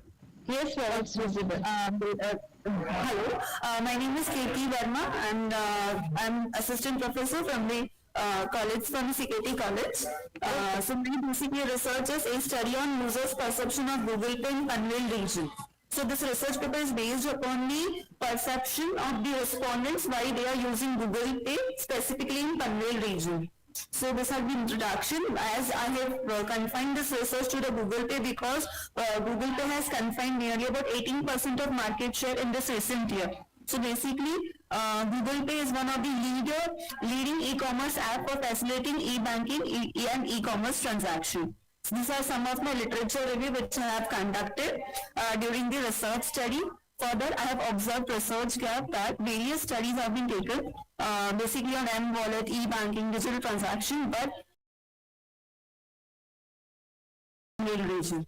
So I have used non-probability purposive sampling to identify the awareness of e-transactions and their services.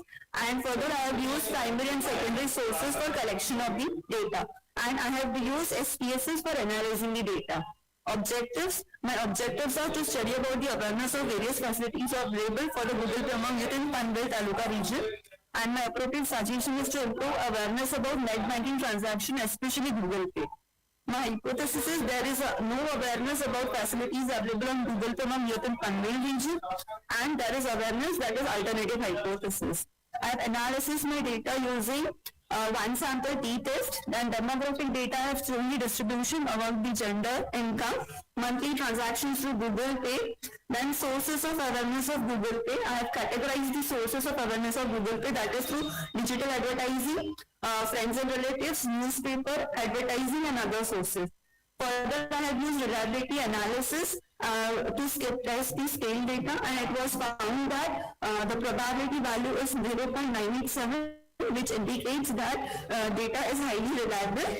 Then I have tested the data using chi-square analysis. So I have used the facilities like e-payment, e-passbook, quick service, availability and transfer of money by using chi-square. And it is indicated that H0 is that is null hypothesis is rejected and alternative hypothesis accepted. So there is awareness about the Google Pay facilities among the respondents. So conclusion is that most of the respondents are using Google Pay. So and especially for the facilities like e-payment, e-transaction, record, quick service, and 24/7 availability and transfer of funds. These are some of the references which are used in the research paper. Thank you. Okay, thank you, ma'am. Sir, any questions? No question, madam. From audience, if anybody want to ask any question, they are free to ask. Okay, ma'am. Thank you for your presentation. Thank you, ma'am. Now, next participant, Ms. Varsha, are you there? Ms. Yashika? Ms. Yashika Ganesh Bhagat, are you there, ma'am?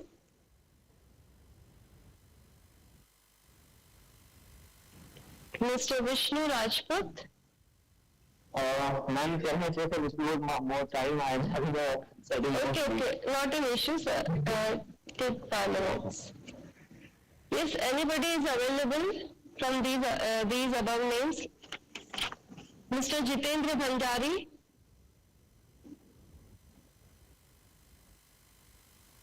Ms. Varsha? Ms. Yashika Ganesh Bhagat?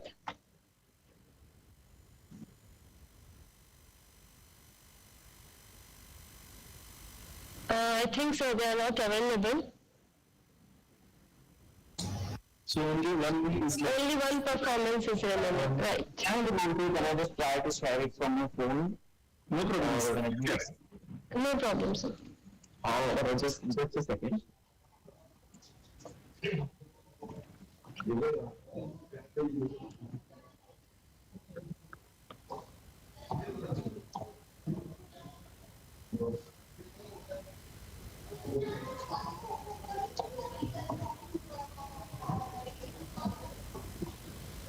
Please let me know if my audio is audible now.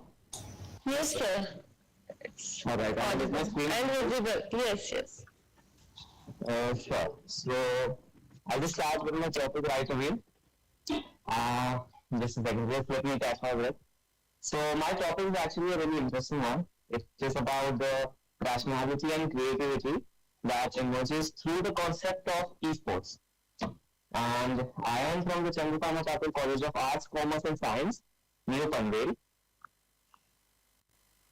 And let's start with my PPT. First of all, I would like to acknowledge the organizing committee members of Ramshed Thakur College of Commerce and Science for holding this multidisciplinary international conference on current emerging trends for advancement in commerce and science at global level. And I would also like to thank my professor, Dr. R.V. Gilde. Continuing, see, here is an abstract. So what we did is we wanted to see and test that. So I think you all are familiar with the concept of esports. And we wanted to gauge how many students are interested in esports and how many of them would be willing to participate, how many would want to build a career in it. So we just wanted to get an overall analysis and what would be the benefits, what would be the pros and cons, etc., etc. And this is the complete abstract. Continuing, these are the objectives which we conducted. We actually conducted a little experiment or a tournament, we can call, of esports, and this was the first ever esports tournament which was conducted in the history of our college. And see, these are the objectives. First one is to determine the interest of esports and competitive online gaming among UG students, and to assess the teamwork, leadership quality, problem solving and communication for personality development among UG students. And we also wanted to see if the rumors that esports develop skill, concentration, hand-eye coordination, was it true or not? And I think it is a positive response that we got. I'm pretty sure about it from the data analysis. And we also wanted to see if esports really implemented creative thinking or other development of abilities. Continuing, this is the resource methodology.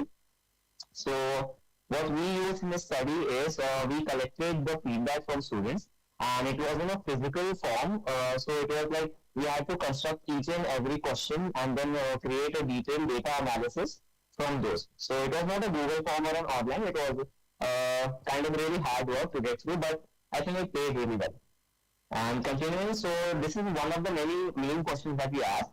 And we asked the participants, which were the total number of 200. So these were 200 students that have participated in that tournament. And we asked, what do you think are the qualities developed by engaging in esports and online gaming? And as you can see, the answer of teamwork had the most answers from the students.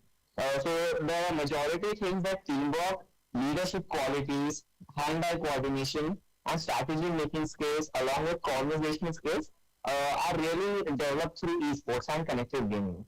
And aside from this, another question that we asked the students was how many hours they play on a daily basis. So if we are putting the concept of esports and online gaming front, I think it is a very obvious question that the people will ask.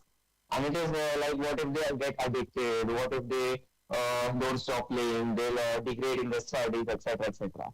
So one thing is that when the students want to actually make a career in esports, there are many ample amount of professionals who recommend the daily time and what is the amount of time that they should give to the esports and contribute it effectively. So 76 of the students noted that they play 1 to 2 hours on a daily basis, and 54 noted that they play 2 to 3 hours on a daily basis. 42 students noted that 3 to 4 hours, and the least amount is 28 students that said they play on a 4 to 5 hour daily basis. Aside from this, this is a chart for the yes or no questions, which are quite simple to answer. And it is just asking if they have ever played esports before, or if they think esports as a career opportunity. And the other one is asking if any esports tournament have been ever held in their institution. And till now, we can see that the answers are really positive. And when we ask the question, do you consider esports as a real sport? So that is a really debatable topic right now, which is actually a good topic for debate. Like if you say that we want to hold esports as a real sport, many sports players will actually argue, oh, it doesn't have any physical ability, it doesn't have any actual doings. So one argument regarding that topic is, you may think chess as a real sport, right? And in esports, you have to imply the abilities of critical thinking, strategy making, teamwork, which is also the same abilities that are applied in the field. So that is one counter argument already in place. And one really blatant question is that, do you think esports should be banned? So I think that is a very obvious answer. The people playing the esports do not want it to be banned, and they rather quite enjoy it. And the last one is, have you ever spent any money on games? So this is a common problem that is actually occurring quite in the teams of India right now. As you know, esports is a really progressive and emerging topic. They actually try to spend money and keep spending money, and some parents they have problem controlling the funds, and there are many social interactions or peer pressure that, oh, you haven't spent this amount of money on this game, you must not be good. So this is currently a very questionable topic right now, to spend or not spend money if you're looking to make a career in esports. And that is one question that can be perfectly answered by the individuals who are actually pursuing professional esports career. And this is just a gist of the most popular games that are right now in the genre of esports. So as you can see, the esports of the games of like BGMI, Call of Duty, Clash Royale, or other games, these are some of the teamwork games which require really a good amount of teamwork, conversational skills, strategy making, etc., etc. This is just the overview from our 200 people participants, that how many of them play what type of games and what's in the current trends. So moving on, I would just like to brief you on the benefits of esports. So first is the physical and mental agility. Esports is one of the games that may not make you run 200 meters, but it can sure make you burn 200 calories just by thinking about what the strategies are, what do you have to perform in the next 2 minutes, how you're going to move, what you're going to do, how you're going to connect with your teammates, what you are going to tell them to do. So it's a really interactive game that actually helps your brain to develop. It played in a good and controlled positive manner. And it also has the benefit of social interaction. So in this game, there are many amount of games where you have to interact socially. And if you do not do so, you can only social interaction is a skill that is really developed in esports. And also the critical thinking abilities, as I have mentioned before, the game actually makes you develop the critical thinking abilities, because the environment which the esports is set in, it gives you a feel that you need to act fast, you need to think quickly on your toes. So it develops the critical thinking abilities, makes you think fast, makes you do stuff more faster. And aside from that, one of the most important skills that are developed through esports are the leadership skills. Leadership skills are the team of skills that a leader has required to fill in their empowerment as a leader of the team. So these are the 4 basic benefits of esports. And as you can see on my slide, impact on student development. So as you can see, the first 2 photos are actually the students from our institution participating in the tournament. And as you can see, we actually had a really great response. The seating area was about 100 students, and we had to do 2 rounds to complete the students. So it also, the esports also impacting on the student development by enhancing their concentration. As you can see in the photos too, the students are actually not chattering like they do sometimes in lecture. They are actually concentrating, and they are concentrated solely on winning and achieving the game's top ranks. And it also makes a sense of community building. So when there is a certain amount of players, you are tend to ask, how do you play this? Or how do you do this? Or can we play together? So that's a really good community building exercise. You know, in today's world, there are many people who are psychologically unfit or mentally unfit to be in socially interactive environments. So this is a really good way for them to build a friendship or communities with their fellow players. And esports, currently in India, there are very few scholarship opportunities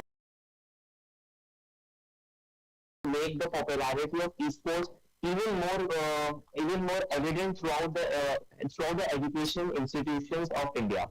So what we can do is currently the scholarship opportunities, they are less, but if you can see over all the world, the esports, how they are being presented, there are millions and millions and hundreds and thousands of dollars provided to esports students who achieve a certain level of criteria. So I don't want to take much of the time of the community, so I'll just move on to the opportunities of growth that esports provide to the students. As you can see, I've also attached the pictures where actually we were the one who held it, and we can see the two top teams of our tournament. So I can name three things which are the opportunities for growth as a pathway. First is the professional pathways.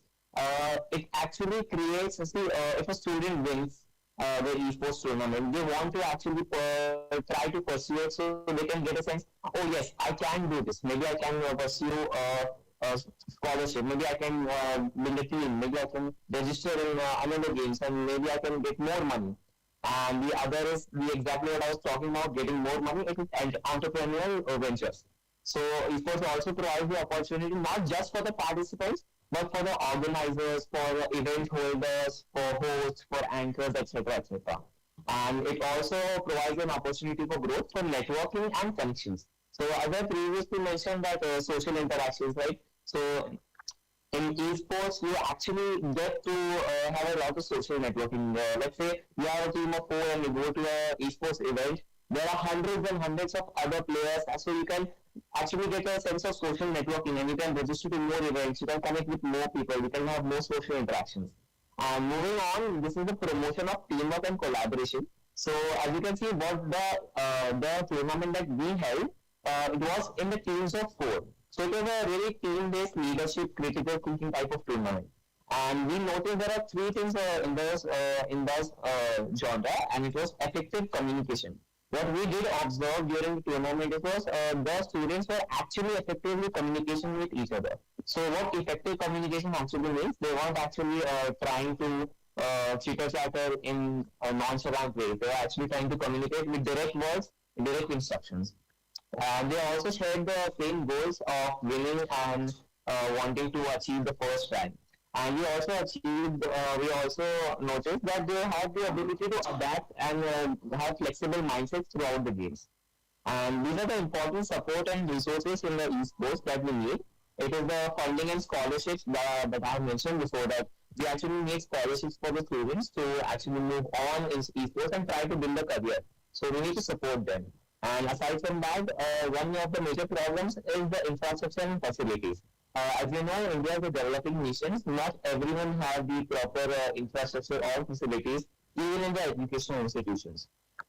And mental and physical well-being is one of the most important things that we have to look at and take care of in the genre of esports, because exposure to games for a very, very long period of time can actually damage the mental and physical well-being.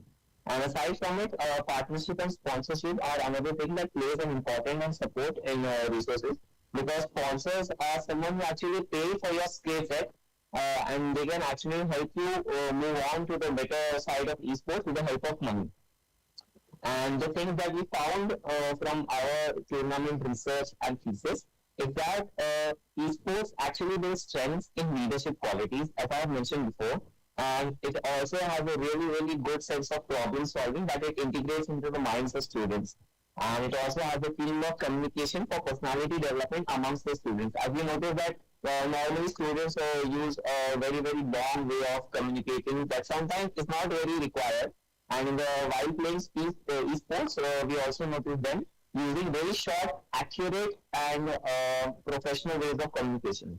And it also develops the skills of concentration, coordination between hand and eyes in the process of playing the game. So I would like to conclude my presentation here, and I would really thank you for providing me this opportunity to present. Thank you very much, sir. The presentation was very impressive. Thank you, ma'am.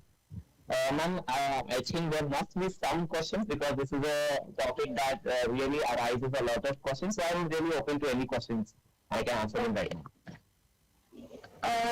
Dr. Eknath, sir, any question? No, madam. Okay, sir. So I think this is the last presentation. We have done with our presentation round.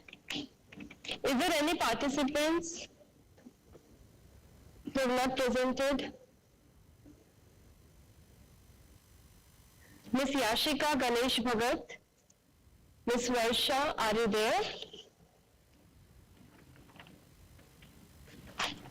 The result of this technical session of Day 1 International Conference will be revealed tomorrow.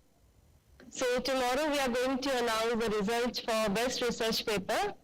So join us tomorrow to know your result. And now I am going to conclude this session and for to extend vote of thanks.